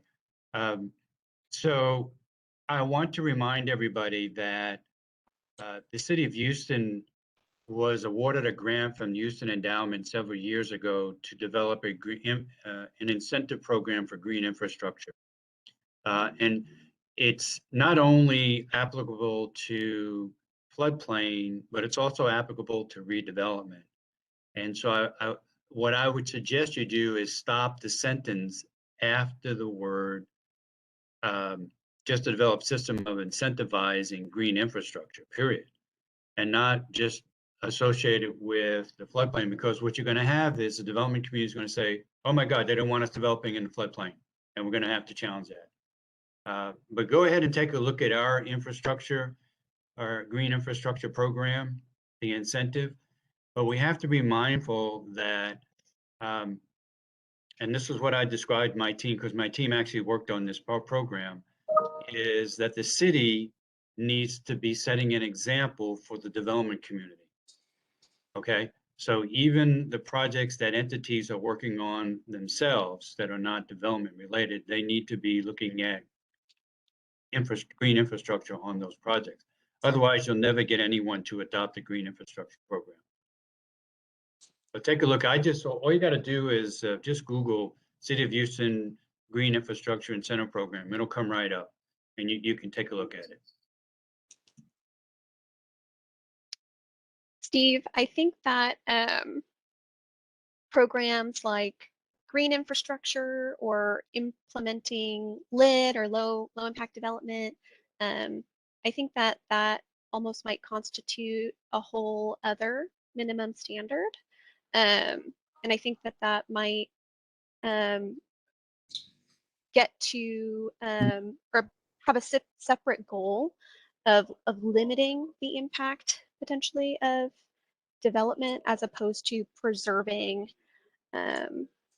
areas that are already serving to encompass the floodplain or encompass flood waters during a flood event. If anybody else would like to jump in, and I know this was something that we had talked about with the technical committee previously, and you brought up in previous meetings, Right. Steve, but I see those as potentially achieving two different ends.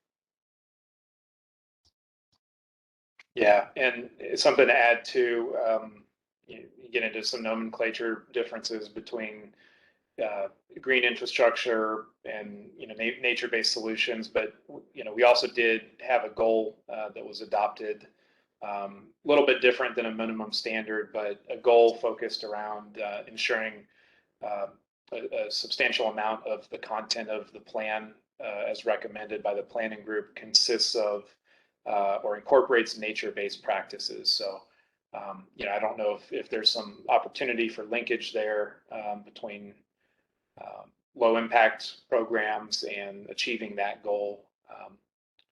But that does exist as well as part of the goals that we had identified.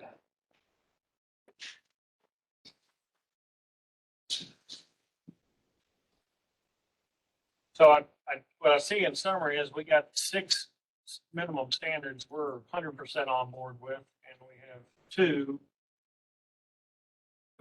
of them, one of them being number 3 that we believe we just would like to see the final language. And at number 8, there is not unilateral or not uniform consensus on how this exact wording should be.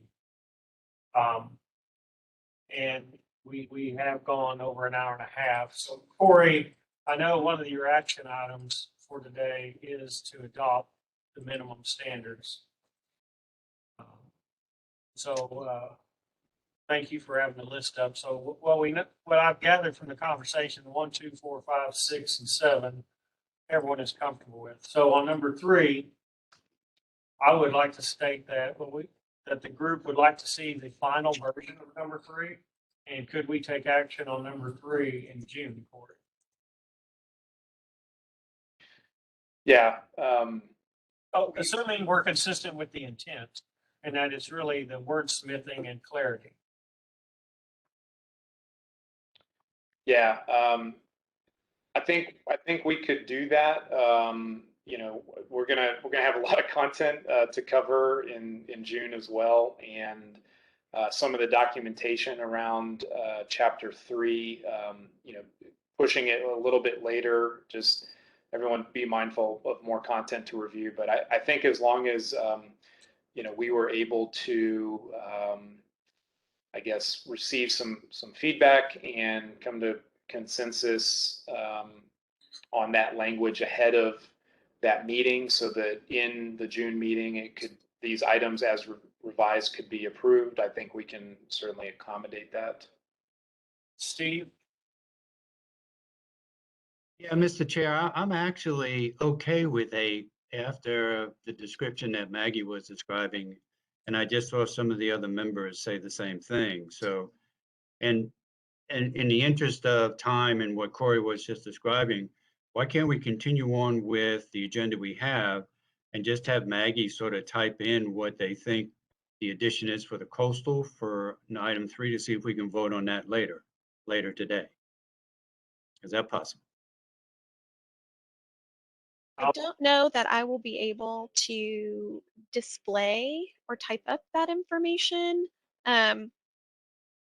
per Open Meetings Act requirements and making edits to posted materials. I don't know if Aaliyah or others may be able to provide some input. Well, I'll say we're actually, we are tasked with a higher standard than what Texas Open Meetings Act requires. And that really is internal to, the various administrative rules in our own bylaws. And so, that's what's driving the train in terms of how many days ahead of time we have to post written materials. And so, I think perhaps what could be done is just a restatement orally of what is being suggested for those items, and that is something that we could vote on if people feel comfortable with that. I will say on the chat function, we did have a discussion quite a long time ago, probably a good year ago, to not use the chat function in these meetings, and so that was left on an error and will not be used in future meetings. So I would discourage use of the chat. If we could stop doing that, that'd be great.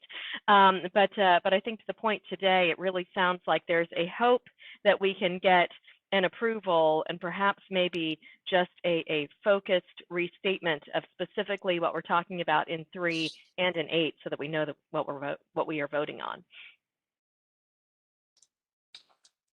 So Maggie, would you open number 3? Thank you.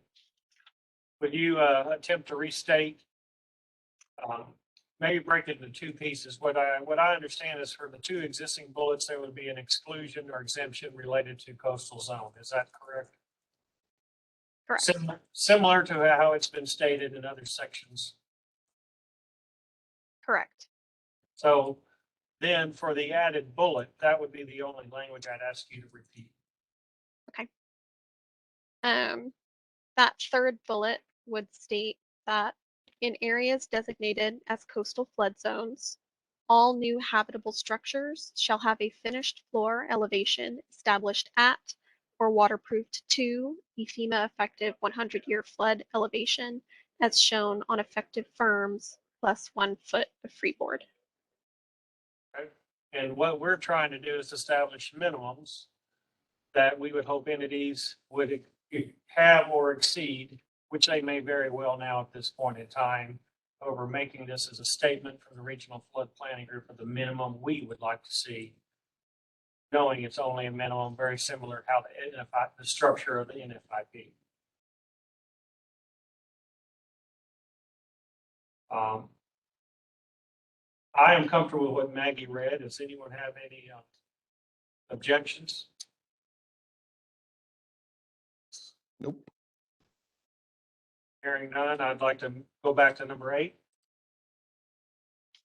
A lot of discussion on number 8. Number 8 is currently written, talks about reducing development within the regulatory floodplain or within 100 foot of the banks of unstudied streams. There's also conversation just to mention that it's incentivizing the preservation of the floodplain, recognizing this is the infancy of the first plan, and that as I've continued to start looking ahead, we'll have the great ample time in the spring to completely update, edit, and amend our plan as we see fit, as we learn more information and also garner input at our May meetings that we'll have later this month from the public. So is there any desire to change 8 as written? Bob? You're muted, Bob. I thought you had a good idea when you put a period after floodplain, and just eliminate the last part of that bullet item. This is Neil. I agree with Bob and Leah. There's two floodplains. You're talking about the Yeah. the first. The first one, preservation of the floodplain period. Tim, it's Mary Ann. I have my hand up, but you didn't see it. So I really like it the way it is, but I could live with the preservation of the floodplain within the regulatory, maybe you say within the regulatory floodplain or with 100 feet of the banks of unstudied streams. If you want to get rid of to reduce development directly because you're afraid that that's going to either have a challenge or it's too specific, but I do think you should talk about both the regulatory floodplains or the 100 feet of the banks of unstudied streams. I agree with that. I have concern of taking the unstudied streams out of that statement as well. I agree. I'm reading it in my head. Just give me another second. This is Rachel, representing the environmental community. I anticipate that the environmental community would like to see within the 100 feet of the banks of unstudied streams. So I'm going to try to read this, taking into account the discussion. Maggie, you ready? Yeah. All regulatory entities are encouraged to explore and develop systems for incentivizing the preservation of the regulatory floodplain or within 100 feet of the banks of unstudied streams. Because we don't need to say floodplain twice. I think we can say preservation of the regulatory floodplain or within 100 feet of the banks of the unstudied streams. Mary Ann, does that cover us? Yeah, that's better. I mean, again, I like to reduce development, but so many people want to remove that. I'm okay with that. I think Elisa's okay with that too. We just want to make sure that people are encouraged to preserve either regulatory floodplains or the other. So, and you added a regulatory before the first floodplain? So instead of preservation of the floodplain to preservation of the regulatory floodplain? Basically, I'd say you from the words floodplain to reduce development directly within are deleted, and it just goes straight to preservation of the regulatory floodplain or within 100 feet of the banks of the unstudied stream. So you're just dropping out the double word of floodplain because you don't need it to carry the intent. We can again defer to our vice chair if I've covered that. Well, I guess I'm just worried that that we're missing a word, you know, in the 100 feet of the banks of the unstudied streams if we do it that way. So even though it sounds a little longer, what I think might be the compromise position based on what everyone said is to say the preservation of the floodplain within the regulatory floodplain or within 100 feet of the banks of unstudied streams. I think that's the compromise. Mary Ann's giving me a thumbs up. Sounds like I said that right. You did. Well, that includes Jean's 100 hyphen feet. Yes. Yeah, okay. I think we can allow Maggie and Corey, they recognize the intent we're trying to reach here. And I believe the language that'll be finally collected will reflect that. Correct, Maggie? Yes. Okay, we move to your next slide. I would seek a motion from the floor to accept the 8 identified standards, including the additional commentary that we've gone over on 3 and 8. This is Rachel. I'll make a motion. A motion, is there a second? Second. Who is the second? Irwin. Thanks, Erwin. We have a motion and a second to adopt the 8 identified standards, minimum standards, with the comments and noted notes to be modified. All those in favor, and any further discussion? Yes, I have one. This is Fissler. I want to be real clear that I understand this. We are voting to adopt the words in these standards. We are not, this is not the vote on whether we adopt or recommend. Am I correct there? Correct. We are adopting the minimum standards only, the words and the narrative that Maggie's added. Yes. Thank you. Any other discussion? Hearing none, all I those, guess, just to clarify, Gene, the question was as to whether are adopted or recommended, Gene? Yeah, that's a different vote, I think. We're only approving the definitions of Correct. these 8 items. I just wanted to make that clear. I'm glad you did. I'm glad you asked that question. thank you, Gene, Steve, and Corey. Voting for the definitions of the list of identified standards. All those in favor indicate by saying aye. Aye. Aye. Aye. Any opposed? Any abstentions? Motion carries. You've got task 3A approved, Corey. Do we need to formally address the adopt first recommend, Corey? Yeah, I think we do. I know we discussed it previously, but I think a formal vote on whether we adopt versus recommend would be appropriate. And for those through our discussion, what I took away from our last meeting is that as this being our first plan, we're going to encourage entities to adopt these standards. I mean, recommend that entities utilize these standards, and hopefully that they'll take these as good guidance. And that as we continue with the plan and hopefully continue with success of the state opportunity to fund projects, future plans may seek a different status and change standards. So with all that extra verbiage stated there, I would like to see if a motion would be available that these are recommended standards for incorporation into regional flood plan. I would move, this is Neil, I would move to recommend the standards. Second for discussion. I think we had a Neil first, Steve seconded, and now it's open for discussion. Steve? Yeah, I caution everybody about recommending versus adoption, and the reason why I'm supporting recommendation is because we're not elected officials, and it's up to the elected officials to decide how they want to, manage this particular program within their entity. So that's why I firmly believe that the course of action of this group should be to recommend it rather than an adoption. Thank you, Steve. Leah? Thank you. I agree with Steve's points. I would also like to say that we want this regional flood plan to have as many projects in it as possible right now. We really want to have those gates wide open and encourage people to come in.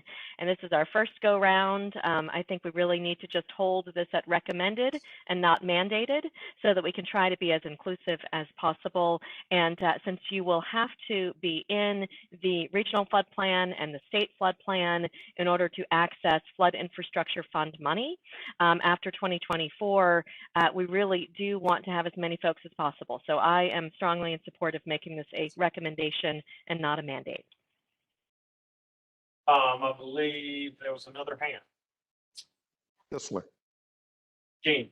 So I'm fine with recommending, but here's what I want us to think about this. When I talked to my great aunt, who's a general member of the public, at Thanksgiving, and she asked me what we did this year, and I say, well, we voted to recommend these standards. And she says, wow, we live in the flooding capital of the state, and we're going for the bronze medal and not the gold medal. And I want in the report, and I want to have the words to explain that. We can all say this. I agree with everything we're saying, but I think we need to have those talking points ready, because it sounds like from the public's perspective, the uninformed, it's like, oh, wow, y'all guys just taking the second or third step down. You're not going for the gold.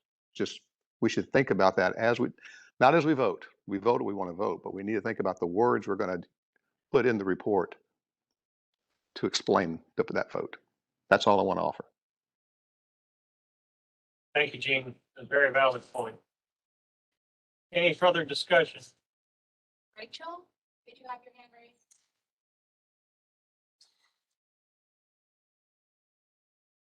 Sorry. We've had first motions and open discussion. I call to order. All those in favor of providing these as recommended standards indicate by saying aye. Aye. Aye. Aye. Didn't sound like everybody. Aye. Any opposed? Any abstain? Hearing none, the motion carries. Corey, your task 3A should be complete. Congratulations. It's 10:54. I'd like to call for a 5-minute recess and we'll return at basically 11 a.m.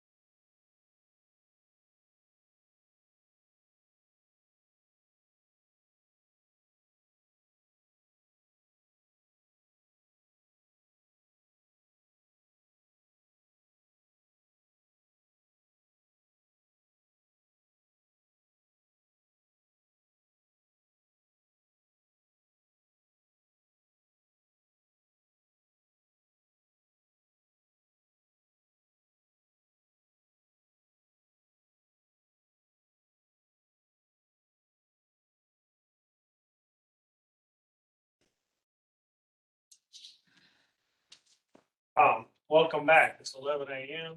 I'd like to call back to order Region 6 San Jacinto Regional Flood Planning Group meeting. And Maggie and Corey, you're still up. All right. Well, thank you to everybody for the good discussion and importantly, getting us to an approval of that. As was mentioned, this is our first round. We aim to be foundational, and we can always continue discussions and evolve these elements as we move forward here. So continuing the discussion, we're going to get into an overview of FMXs and how we got to this process here. Everybody recalls we've had a lot of discussions on what these FMXs are, FMEs or proposed flood studies, FMPs, proposed projects, which can be structural or non-structural, or FMSs, which are overall plans that can consist of a number of different elements, including multiple FMPs or otherwise. We're trying to maximize the number of these that we include in the plan. And if we go to the next slide here, recall that the planning group approved an approach for how we identify and develop these FMEs, FMSs, and FMPs. The goal being to maximize the number of projects, one, but recognizing that there's a fairly high bar, if we go to the next slide, for what's required for inclusion of something as an FMP or project. Most notably, the benefit cost analysis, demonstration of no adverse impact analysis, and capital costs. However, we want to try to maximize the elements that we can get. And so we've got a number of FMEs that we'd like to include as FMPs, and there's opportunities for us to do that as we move forward here. But we did want to make sure that we made note of the specific requirements from the Water Development Board as to what's included as FMPs, FMEs, and FMSs. I think the discussion that we just had is a good transition into this. The discussion centered around recommending versus adopting minimum standards as to not limit potential funding that could come to our region is important. We set out, and the planning group set out, to maximize funding eligibility for our region. And I think we have done that. We have identified over 500 FMPs, FMEs, and FMSs for inclusion in the plan. We've received a lot of information from surveys and submittals from sponsors. We've been coordinating with a number of entities to try to collect information. We've scoured available data. As you see here, over 100 unique project sponsors are represented. We have over 70 studies that have been referenced and included, and ultimately, like I said, that has resulted in over 500 FMXs being included in the plan, which is by far more than any other region has included to date. And so I want to applaud everybody that's been an active participant in this, everybody that's reached out with information, and everybody that has been engaged in this process. Y'all have made this so far very successful and set our region up to be highly eligible for funding from state programs that exist. So thank you everybody that has been reaching out. And we're continuing to work with sponsors. So as Tim and others have mentioned here, as we move towards August, we have this draft slate of FMXs, but we will continue working to identify FMXs with sponsors and refine things for inclusion in the amended plan. So again, particularly in this first round, we're not stopping. We're continuing to add and incorporate information, but just know that y'all have been instrumental in helping set this first round off on fantastic foundational footing. So thank you all for your involvement in that. So Maggie, do you want to take over and speak a little bit more about the information that we've compiled and that we're presenting to the planning group members for the review? Sure. Yes, Tim. I had one question. 2 slides back, there was the mention of benefit cost ratio. Correct. Benefit cost analysis, is that defined in the statute of what that is, or is that utilizing current FEMA standard? I don't want to go down a rabbit hole. I just, in general, can you explain what that is? How is that being listed in the FMP?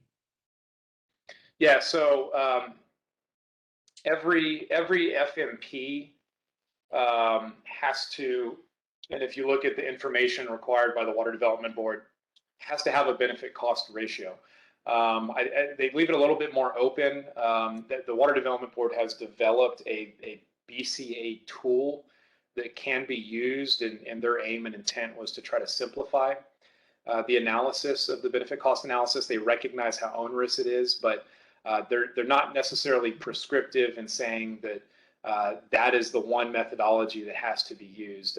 They leave a little bit of latitude for different benefit cost analysis methodologies to be used as long as they can be substantiated and justified. But nonetheless, it's an onerous exercise to go through any benefit cost analysis, and that's in large part why there's such a high bar for inclusion of FMPs in the plan is because of that lift that's required to do that benefit cost analysis. But there are a number of elements that we have listed as FMEs that may not necessarily have a BCR, or they may not have a standalone engineered model that demonstrates no adverse impact as a result of the project.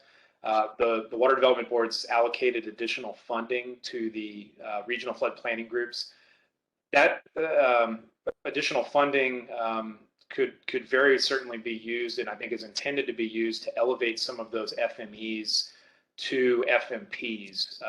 And there's some of these FMPs that are very, very close to being able to be included as an FMP, and we might call those the low-hanging fruit of this additional funding to try to elevate those and further increase the number of FMPs that are included in the plan. Thank you. Sorry to interrupt. No, that's a great point. And I think it's important for everybody to note and just be aware of, the high bar that has been set for these FMPs. But nonetheless, we still have a number of FMPs that are included in the plan. So Maggie, if you want to kind of step through the information that's been pulled together and will be presented. Sure. Later on in this presentation, we plan on providing a demo of our GIS dashboard again and how we can utilize that dashboard to facilitate your review.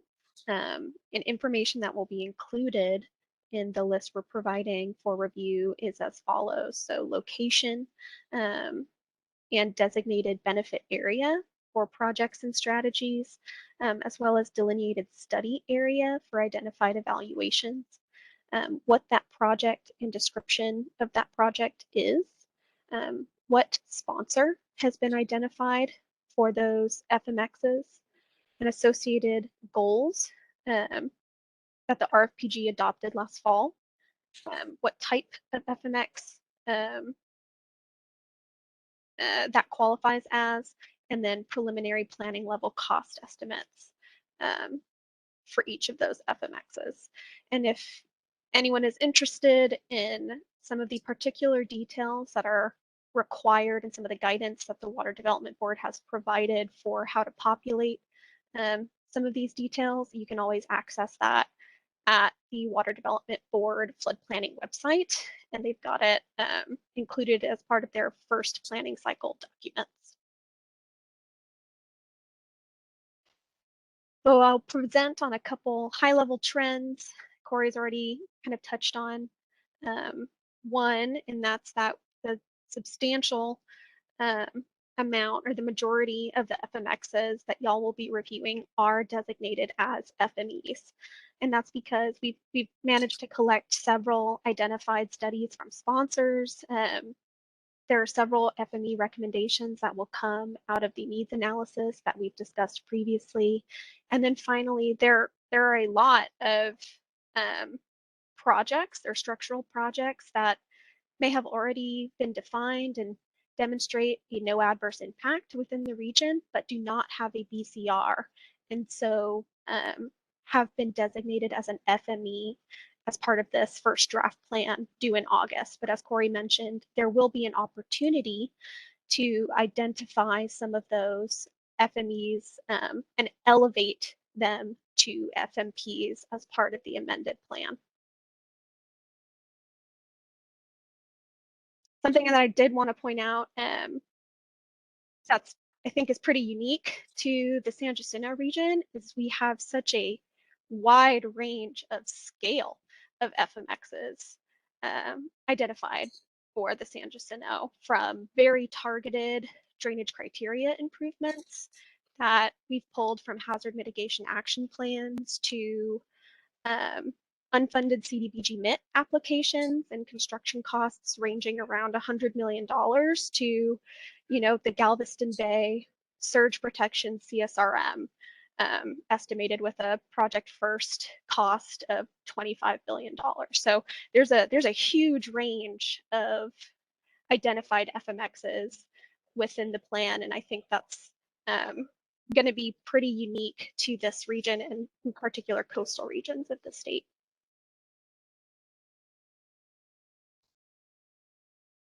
So what's the ask? We keep talking about the list. We've actually gotten to a stopping point for what we're going to include in the August 1st draft plan.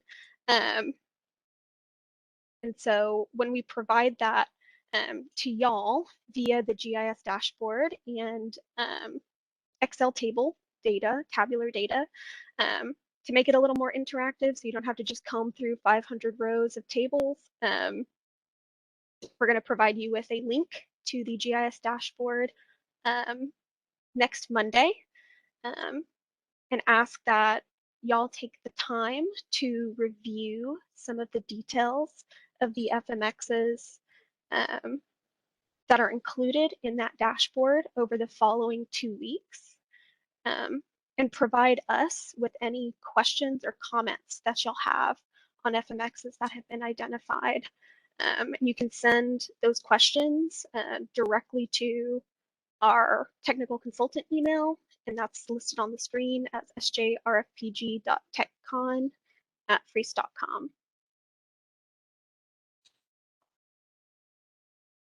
Maggie? Yeah, Tim? So you said questions or comments. What I guess I'd like the synopsis version of what you're looking for in feedback. What I would understand is surely you're not looking for us to thumbs up or thumbs down something. So I would assume what you're looking for is, it doesn't make sense to me why this is not a FMP perhaps, or, I mean, Corey, y'all bound to have some things you're looking for, and this is going to be a kind of overwhelming first time for us going through this. So is it clarity of understanding the data in the demo site? Is it, data from the GIS side? Is it understanding why this project is, what category it's in? Are those the types of questions you're talking about? Yeah, and I think, if we go back to some of the information that's included, I think really what we're looking for is certainly not a thumbs up or thumbs down on all of the contents. There's a lot of information. Like I mentioned, there's over 500 of these FMXs that'll be included here. So there's a lot of information. I think everybody has an interest or representation. So if there's areas of interest that you want to go and look at a little bit more, or if you have a geographic area of interest and you want to pin in a little bit more, look at those areas that you're familiar with. It's mostly if you have questions or comments. There's a lot of information that's being pulled together right now. And so if you have something that is perhaps included as an FME, but we want to include it as an FMP, we can have a discussion on maybe why it's included as an FMP rather than, or FME as opposed to FMP. If there's any other minor details, in the attributes that you see, you can point that out to us, and we'll try to incorporate it. But it's mostly just for everybody to get familiar with the contents of the plan and what we're recommending. At the end of the day, we want to maximize funding eligibility, as I mentioned earlier. And so this is essentially maximizing a list of FMXs that we can include in the plan. If you are identified, or your entity is identified as a sponsor, we want to reiterate that there's not an obligation associated with being shown as a sponsor. That doesn't tie you to a financial commitment. It doesn't put you on the hook for anything. The sponsor is really just, the primary entity associated with it. There's other entities or agencies that may have oversight of some of these projects, but there's no obligation associated with that. At this point, as Maggie mentioned, we've cut off the date for inclusion of elements into the contents for this draft submittal, which will have to be approved at the July meeting, all in. But we're hoping to also start the conversation for elements that can be added or that we want to refine for the amendment process. So if you're a sponsor and you see something that you do not want included as a recommendation, then you can certainly reach out to us, let us know that you'd request that certain things be stricken from the list, and we can do that. Again, there's no obligation for being shown as a sponsor, but if you do see something that you do not want included, you can reach out to us and we can remove FMXs from the list at your request. Thank you. Sorry I didn't get on a tangent. Please continue, Max, unless someone else has a comment.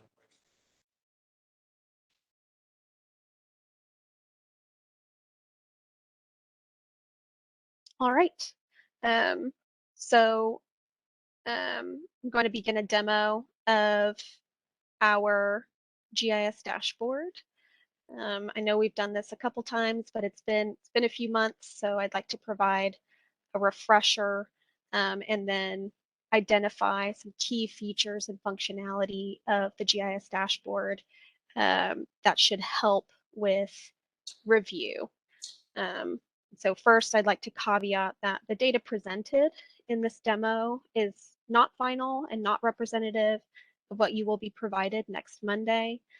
We have pushed draft data to the dashboard for the purpose of demonstrating functionality and key features. As mentioned, that would be particularly useful during review.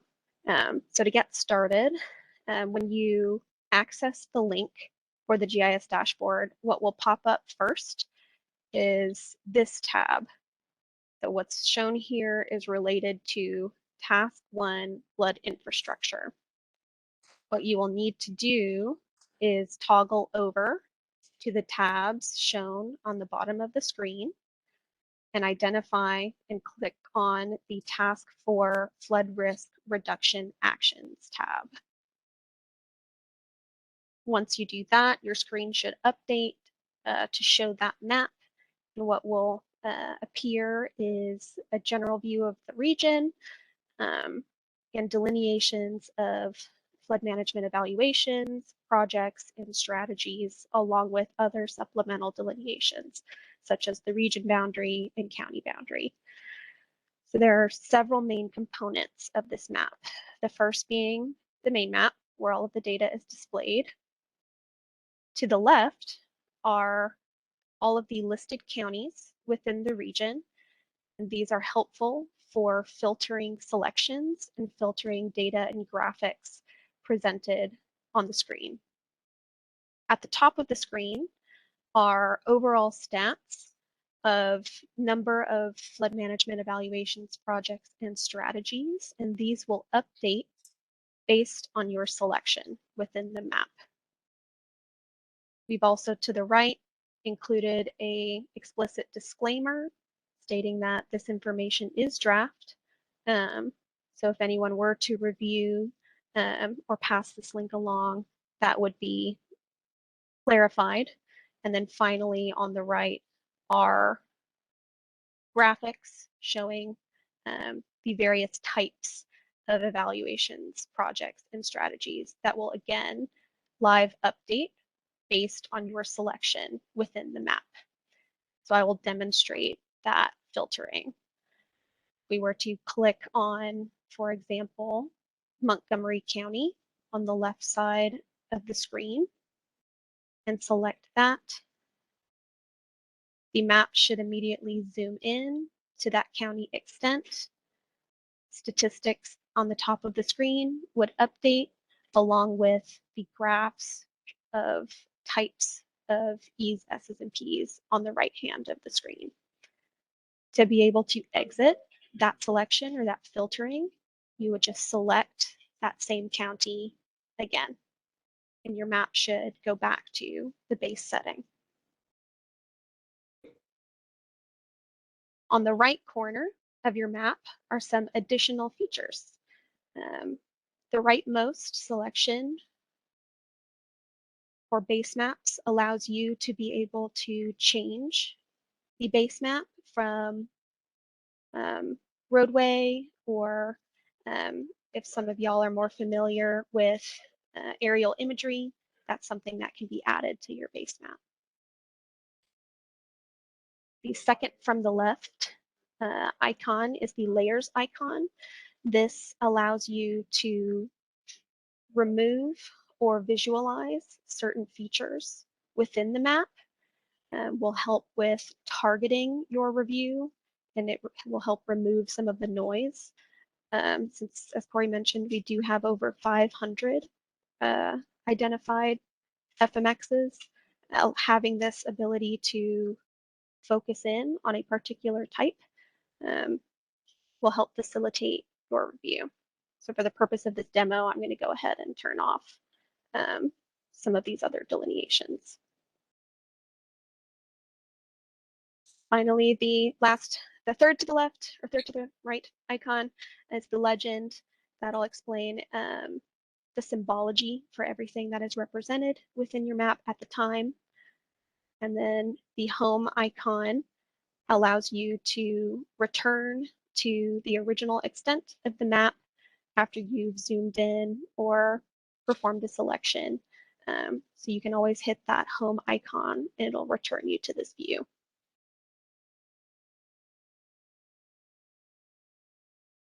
Now I know that there are, as we mentioned, there's a lot of overlapping FMEs. A feature that's been added to the map is an opportunity to select. And there are a number of ways that you can perform that selection, but one way is to simply click an area on your screen, and everything that overlaps with that click will pop up in this tab. So the selection feature pane will open, and you will have the opportunity to toggle through the selection within each information in the selection pane should be an indication of whether something is an FME, an FMS, or an FMP, followed by the name of that FMX. And then within the selection pane are all of the relevant details that were discussed previously in the presentation. An additional feature that was added to the map gives you the opportunity to click on the selection numbering and actually scroll through all of your selections to identify what's underneath your selection. So in this case, we've got the City of Prairie View Master Drainage Plan selected, and what's highlighted on the screen is the extent of that FME study area. If we were to change that to the prevention planning FME identified for Waller County, that extent would update to the extent of Waller County.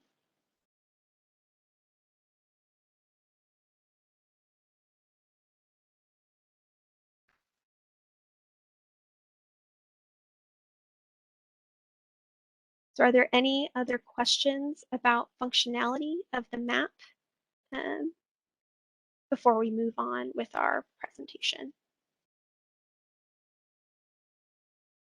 Steve, did you have a Yeah, comment? one quick question. Do we need any special software to be able to play with this map? No, you shouldn't, Okay. not to my knowledge. This is going to be published. It's not currently published, but it will be published and finalized and sent. A link will be sent to y'all, and you should be able to access that through your web browser. Okay, great. Thank you. Sally? Yeah, I just had a quick question. Will that link be shared with the entire group or just the voting membership of the group? I think that link could be shared to all voting and non-voting members. Great. Thank you. And Matt? So Maggie, we're going here, look at this, see if we have any comments. Of course, if we're the ones that submitted the projects, can make sure they fall in the category we thought they would fall in, all those kind of things.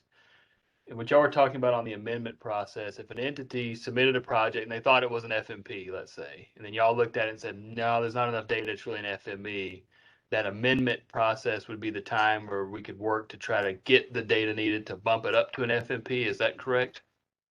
Right, that's exactly correct. So we're still coordinating with stakeholders, and we've had several sponsors continue to reach out. And actually, I think the development of this list and broadcasting of this list as part of the draft plan will be a great opportunity to spur outreach and spur engagement with the planning process. I imagine more sponsors will want to, once they see the list, engage in the planning process and want to get their projects included. But yes, you're exactly correct, Matt, that there will be an opportunity for the Regional Flood Planning Group to identify FMEs that we want to develop into FMPs as part of the amended plan. Can you remind what the timing is on that amendment process, what that's anticipated to be? Do y'all know? Yeah, the amended plan is due in July of 2023. Thank you. Gene? Yeah, just checking. I keep hearing we have more than 500 FMXs, but if I look at across the top here, I'm looking at 423. There's another 100 somewhere, or am I just missing something? Yes, so the data that's represented in this map right now for the purpose of the demonstration is not final. It's not what y'all will be seeing on Monday. We pushed draft data Gotcha. You said that. previously. Yeah, Okay. to the GIS dashboard to be able to just demo functionality. Okay. But the link that y'all will be sent and what y'all will review will include over 500 FMX. Thank you. Bob, do you have a question?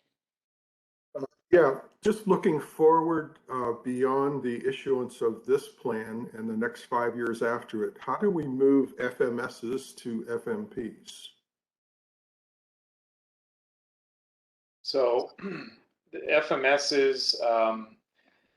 FMSs could consist of a number of elements, including FMPs.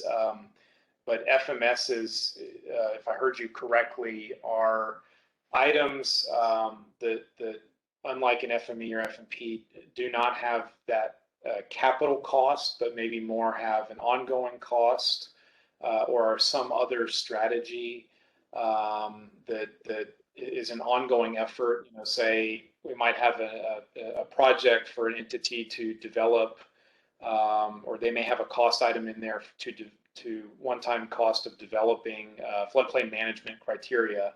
While an FMS that is a companion to that may be a program that an agency or entity will have to administer those floodplain management criteria or regulations. So you're not necessarily elevating FMSs in all cases to FMPs. It's more FMEs to FMPs.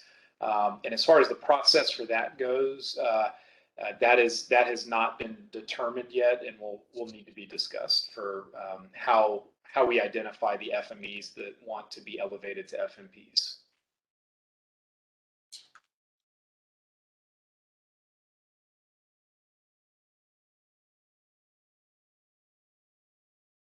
Carrie, any other comments? Maggie, move on. All right.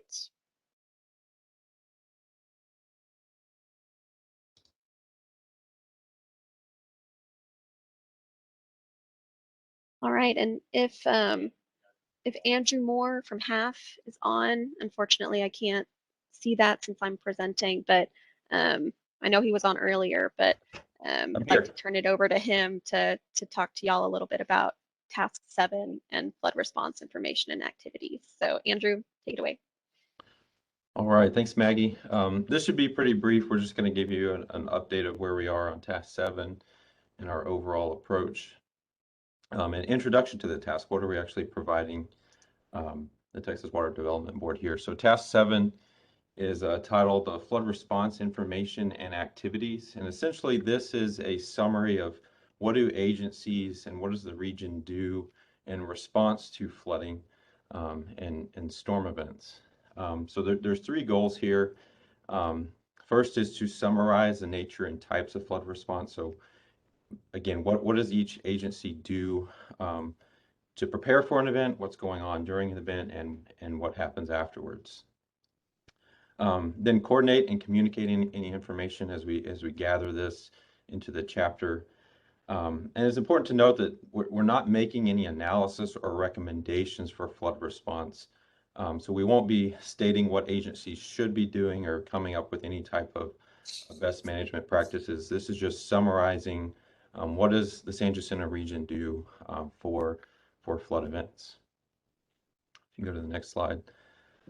So in discussing emergency response and flood response, there's really four aspects of it. There is the preparedness. So what does the agency or region do before an event? As we're showing, you know, there may be a storm event coming next week or within the next couple of days. What's going on during that preparedness section? The second stage is response. So during the storm event, what is going on? Are there certain protocols, or do people gather at some type of emergency management center? Are there shelters being opened? What's going on during that event? And then recovery, which is what happens after the event, assessing the damages throughout the region, maybe making some maintenance improvements, and getting things back to normal. The fourth stage is mitigation. So that's really after the storm event and before the next one. What are the big things that the region's doing to try and prevent flood issues within the region. That's really covered by what Maggie and Corey presented before. That's the projects, the studies. So that's not covered in this chapter. Chapters or task 7 is the remainder of it. What is the actual action items being done during a storm event? So some of the guidance given by the Texas Water Development Board is to summarize those activities. So not going into detail on each of the activities that every single stakeholder does, but in general, what are all the entities doing? And then summarizing some of those roles and responsibilities. Who are the agencies that all the entities coordinate with, be FEMA or maybe the Corps or National Weather Service? What are those entities, and what do they do, and what are the roles and responsibilities? And what this does is it ties into the FMSs and the FMPs, which will actually reduce the amount of flood risk and hopefully reduce the amount of flood response that each entity has to do before, during, and after a disaster. So our general approach we're taking as far as task 7 is one is looking at existing hazard mitigation plans out there and looking at information in those as to what is the flood response for the various entities. The second step is taking all the survey responses and summarizing that information and providing that. And then we're reaching out and trying to gather other flood response documentation. There's been studies done in the past that have summarized what some entities have done, such as the San Jacinto Master Drainage Plan. Other entities have emergency action plans, like the City of Houston, that summarizes some of that flood response. And so gathering that information, going through it, summarizing similar actions that all the agencies are taking. Then we'll move into tabulating those roles and responsibilities and summarizing those, and then delivering that draft chapter 7 that provides all the information regarding flood response. So I got the short section today. That's what we're doing on chapter 7. So if y'all have any questions or input on that, we may be reaching out to a few of y'all to gather some of the information you know about flood response in your particular area. So look out for those potential emails. Thank you for that update, Andy. All right. I've also got a quick update on task 8 in our plan moving forward, and then I'll hand it over to Connor with Holloway finally to wrap it up and talk about task 10 and public meetings we have at the end of the month. So task 8 is administrative, regulatory, and legislative recommendations that will come out of the regional flood planning process and are recommended by Region 6, by y'all. So what we've done is draft an initial list based on previous conversations we've had with throughout the planning process with the regional flood planning group and with the technical committee. And we will be providing that to the technical committee for their review and for input. And we will be kind of directing comments or planning to direct comments and revisions through the technical committee.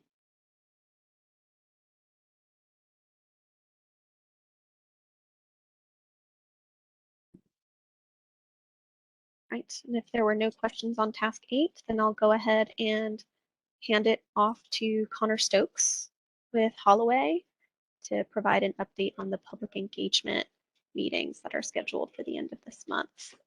Connor, are you on the line? Yep, thanks, Maggie. Awesome. So I'm sure most of you are already aware we do have 3 public meetings scheduled on May 24th, 26th, and the 31st. 2 of those are in person. One will be a virtual open house that we'll get into here in a little bit. The in-person meetings were chosen. We looked at centralized locations in the north and the southern areas of the planning region. So the first one on the 24th will be in the Woodlands, and the second one on the 31st would be in Clear Lake Shores. To notice for these meetings, we provided a first round of noticing out last week, just immediately following all the approval from the Public Engagement Committee meeting that we had last week. And I know we got a lot of recommendations for additional organizations to provide that noticing out to from a lot of you on the line here. And then we'll be looking to get a second round of noticing out no later than next Tuesday, the 17th, which is 1 week prior to the first in-person public meeting. So unless there's any questions on that, Maggie, we can go on to the next slide. So like I mentioned, all three will be open houses. For the in-person, it'll be, like it says here, just a self-paced event. There will be 3 stations manned by technical consultant team members. Those stations will focus on flood risk, flood management practices, studies, and mitigation solutions.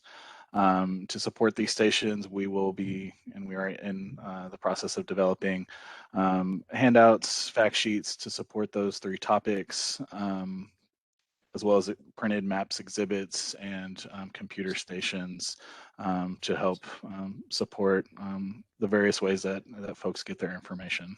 So again, it'll be an open house. There will not be a formal presentation during the meeting. It'll be a come and go style meeting where folks can interact with the project team and get their questions answered in a more of a one-on-one format. Similarly, for the virtual open house, it'll be the way that we are designing it is that each of the 3 stations that I mentioned that are going to be present in the in-person open house will have breakout sessions for each of those 3 topic stations, if you will. The meeting will open with what we're calling a how to participate sort of orientation. So we'll help everyone in attendance get oriented to the style of the meeting, how it will flow, before we break out into these 30-minute intervals that will consist of a brief presentation on each topic, and we're still working through exactly what those will look like. And then it'll open up into a Q&A. So there'll still be that opportunity for folks in attendance to ask questions one-on-one. They won't have to rely on raising their hand and getting in the chat and providing comments where there's really no feedback. Folks will be able to move in and out of the breakout rooms as they wish, so they won't have to sit in an order. If they are more interested in a particular topic, they can go directly there to get that information. And then our staff, the Holloway staff, will be present in addition to that sort of orientation at the beginning. We'll be present in each breakout room, and we'll make this clear during that orientation that we're there to support them, help you navigate around the virtual open house. If you're having any issues or if you're unfamiliar with Zoom, we'll make sure that they know who we are and we can get them to where they need to be. And this is just some examples of some of the print materials that we've developed for the planning group and for some other efforts that we've just recently undertaken, just to give y'all an idea of what to expect for that print material and how we can help everyone who attends both the in-person and the virtual open houses navigate those meetings and get the information that they're seeking as quickly and efficiently as possible.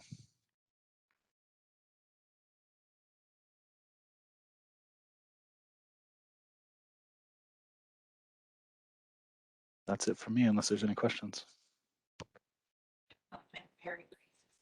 So there was some discussion at our last meeting about, the number of folks from each committee and from the overall group that should attend to avoid quorum issues and all that. But do we have enough people that are going? Do we need volunteers, anything like that, of the group members to attend these meetings?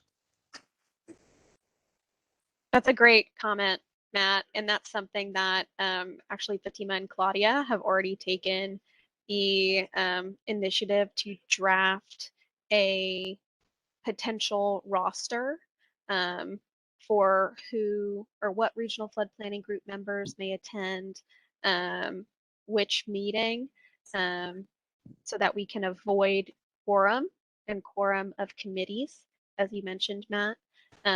So that is definitely something that needs to be coordinated, and that we've got an initial roster for that needs to be sent out to the regional flood planning group and discussed. So Maggie, you're saying there's no volunteering, we're going to be told. No, I'm only kidding. There's definitely opportunity, of course, to volunteer or indicate, schedule conflicts or which ones are more convenient for you based on where you're located in the region. But it'll be on us to coordinate everybody's schedules over the next couple weeks so that it's clear who will be attending which meeting and we can avoid any issues with quorum. This is Tim. Yeah, Fatima sent me we've talked at our pre-meeting. I've looked at some preliminary information. Was going to visit about it on item number 11 a little bit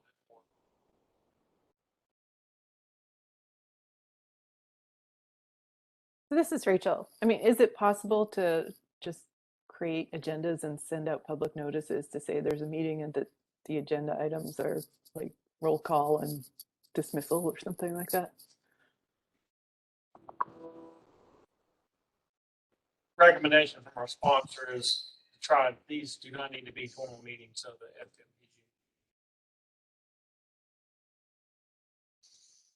So they would, because we'd have to post 14 days in advance if we had a quorum.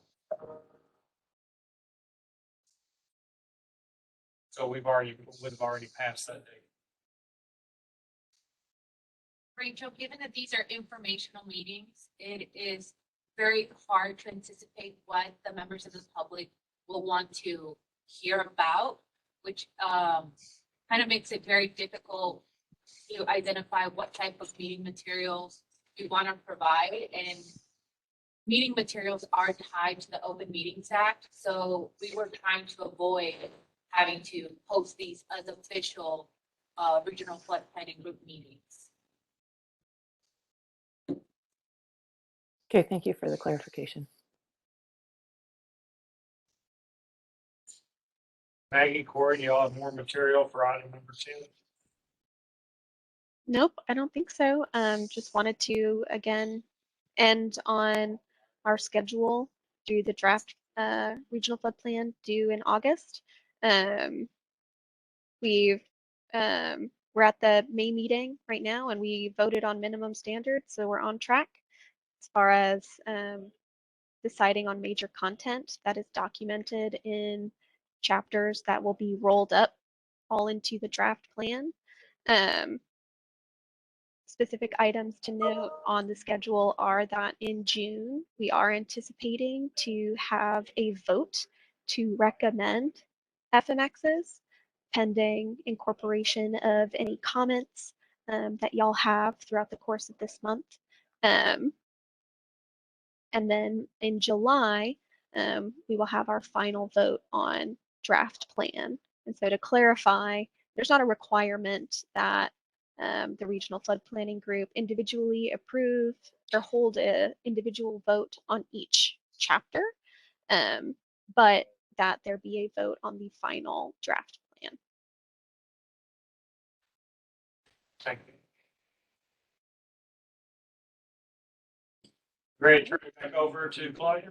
Yes.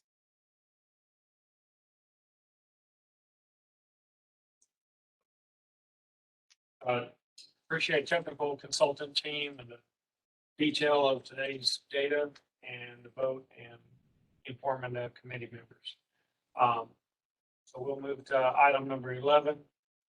Update from the Public Engagement Committee, discussion and possible action from the RFPG as pertains to approval of the community and outreach plan, communications and outreach plan, and upcoming open house public engagement event. So just identified that we have the public meeting coming up on the 24th, 26th, and 31st, 2 in person, 1 Zoom. FMEA has put together a draft roster that will prevent a quorum for either the executive committee, technical committee, the public relations committee, or our full voting membership. She'll be issuing that with the recommendations, and we'll get feedback from each of you. And then we'll formalize that prior to the 24th, early enough so that you know when your presence would be hopefully seen at a first in-person public meeting that we'll have. Any other items we need to cover on number 11?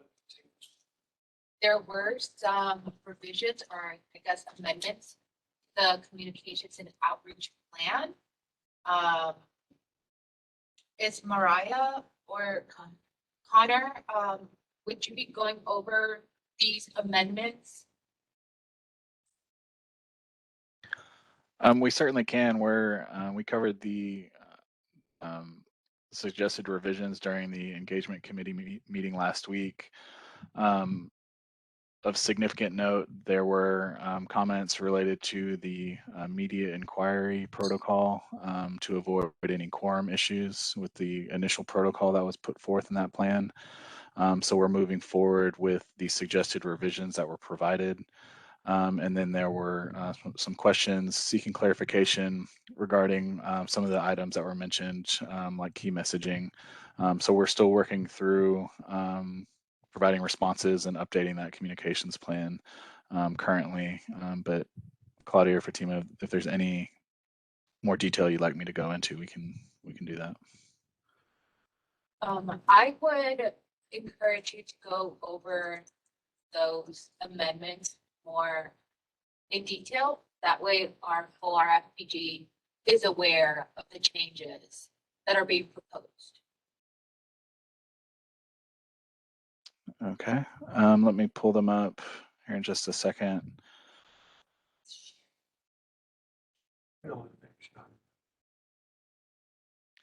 So initially in the media inquiry response protocol, we had initially proposed that upon receiving an inquiry, we would contact the chair and the vice chair of the RFPG to provide a response to that. And the suggestion to revise that would be to contact the chair or the vice chair, as well as the project sponsor. And so we will make that update in the communications plan. Many of the suggested revisions were just minor errors, grammar issues, things like that. And then, like I mentioned earlier, in regard to key messaging, there was a question about what exactly did key messaging mean. And so essentially, whenever we begin any project that we are communicating about, the first step is to put together a key messaging document that will serve as really the foundation of project information that we put out to the public. That is not intended to be a public document, although public information is derived from that messaging. And so really everything that you see on the website and any other public information materials come from that sort of foundational document. And that key messaging is of course updated as things change, and was reviewed and provided. We received feedback from the technical consultant team, of course, before we put out any information to the public. So that's a little bit more clarity onto what exactly key messaging is. But again, it's not intended to be sort of a master public information document that's available to the public. Thank you, Connor. Any comments or questions from the membership? Okay, we'll move on to item 12. Approval and certification of administrative expenses incurred by the project sponsor for the development of the regional flood plan. Our sponsor has none to submit for this month. Item number 13. Presentation of the 2022 planning group key dates and deadlines, upcoming planning schedule milestones. Maggie just shared with us the schedule of our plan for our June meeting and July meeting. Look forward to everyone's participation. And our next flood planning group meeting will be June 9th, 2022. There is consideration to have that as in person. So Fatima will probably push out an email to our voting membership to those that if we have it in person on June 9th, the proposal would be to have it at HRAC, which is in the Woodlands. They have the ability to facilitate the in-person meeting with hybrid capability. Unless there's an objection, I'm going to push to try to do that. There is a $200 cost, as the planning group is not specifically a member of HRAC.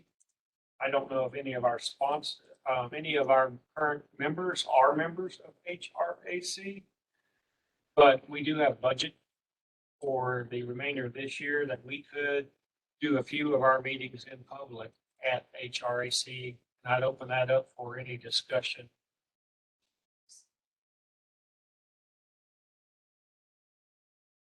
I believe it would be great to get in person at some point in time.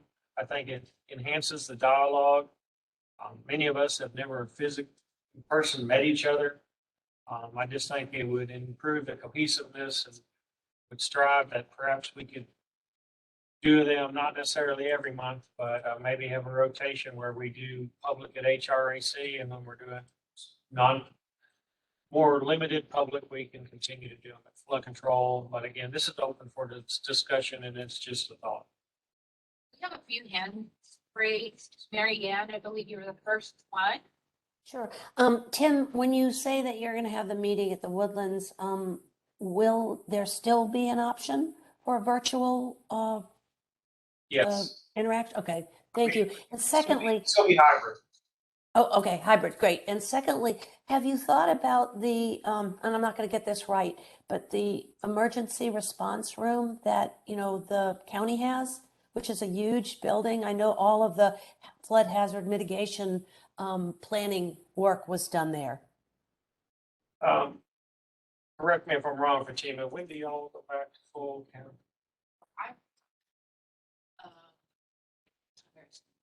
Currently, the county doesn't offer opportunity for that due to the restrictions from COVID, but we're going to continue to explore it. But I will tell you that the complexity of hybrid makes it very complicated.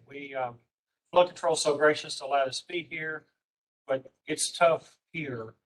And if the facility is not really developed for that capability, it's hard. And if we decide to go to HRAC, here the sponsor team is going to go do a trial run prior to that meeting. If we decide to do it in June, make sure it would function as intended.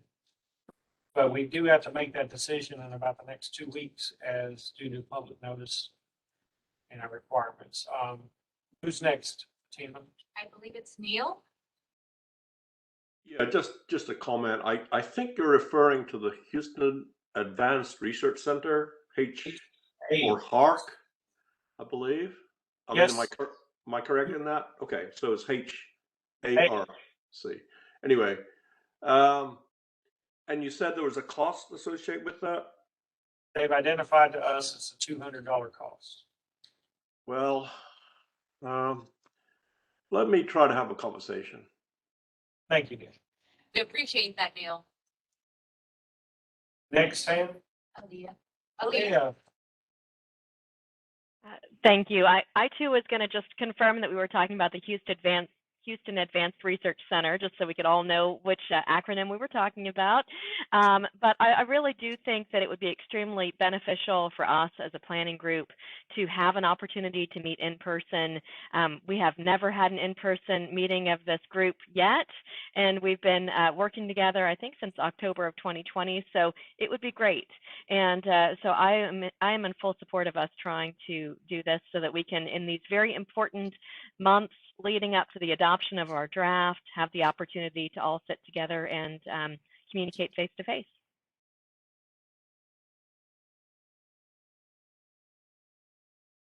Any other comments? Hearing none, but we'll work over the next 10 days or so to see if we can solidify the use of the HARC. And then if that works out, then it will be appropriately posted.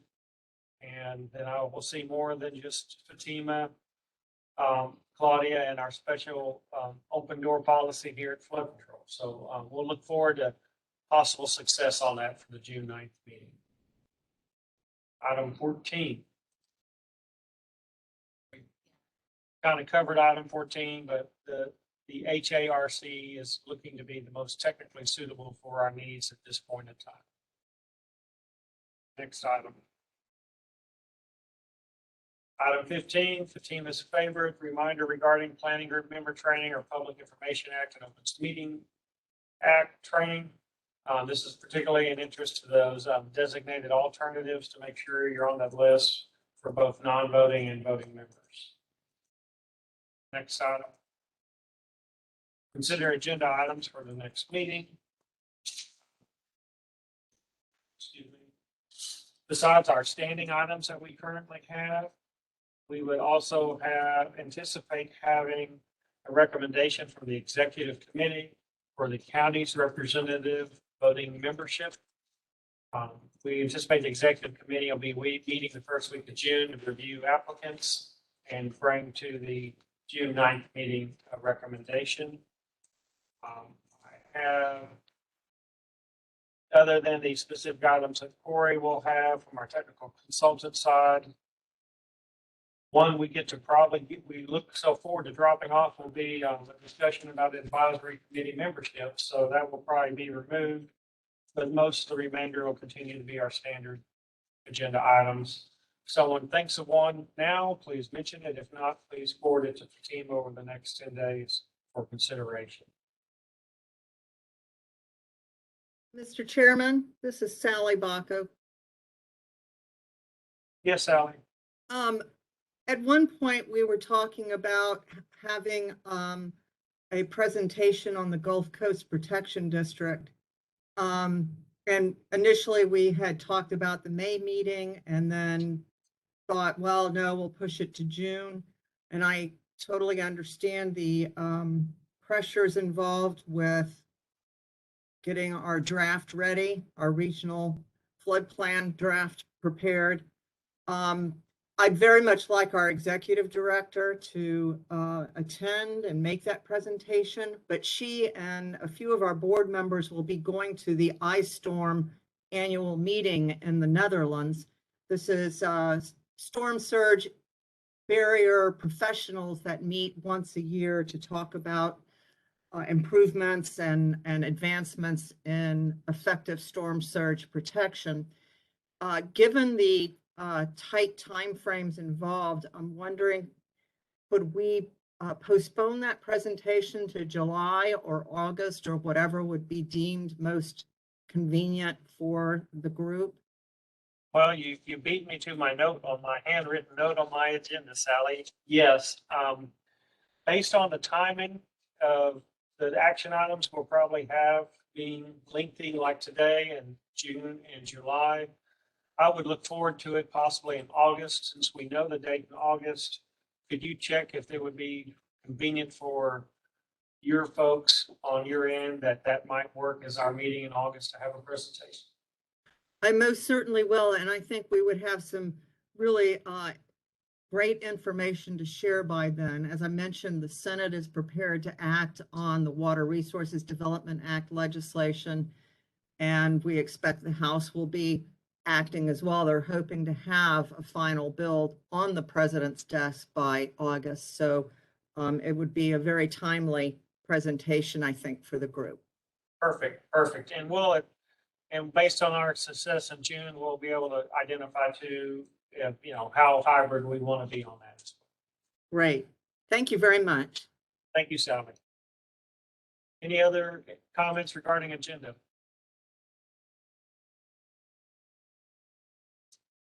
All right, hearing none, move on to item 17.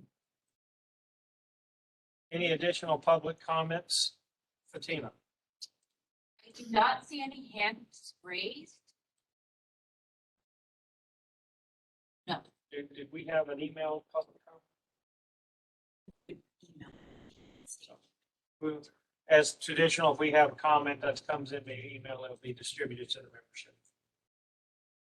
All right, next item, 18.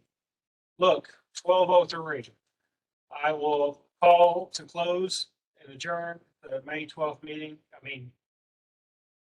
It's May 12th meeting of the Regional Flood Planning Group. Thank you to the technical consultant and our sponsors and all your participation today and interaction. Appreciate it. Look forward to seeing you at one of the three public meetings we have, maybe one in person. Y'all all have a very wonderful day. Thank you. Thank you, Tim. Thank you.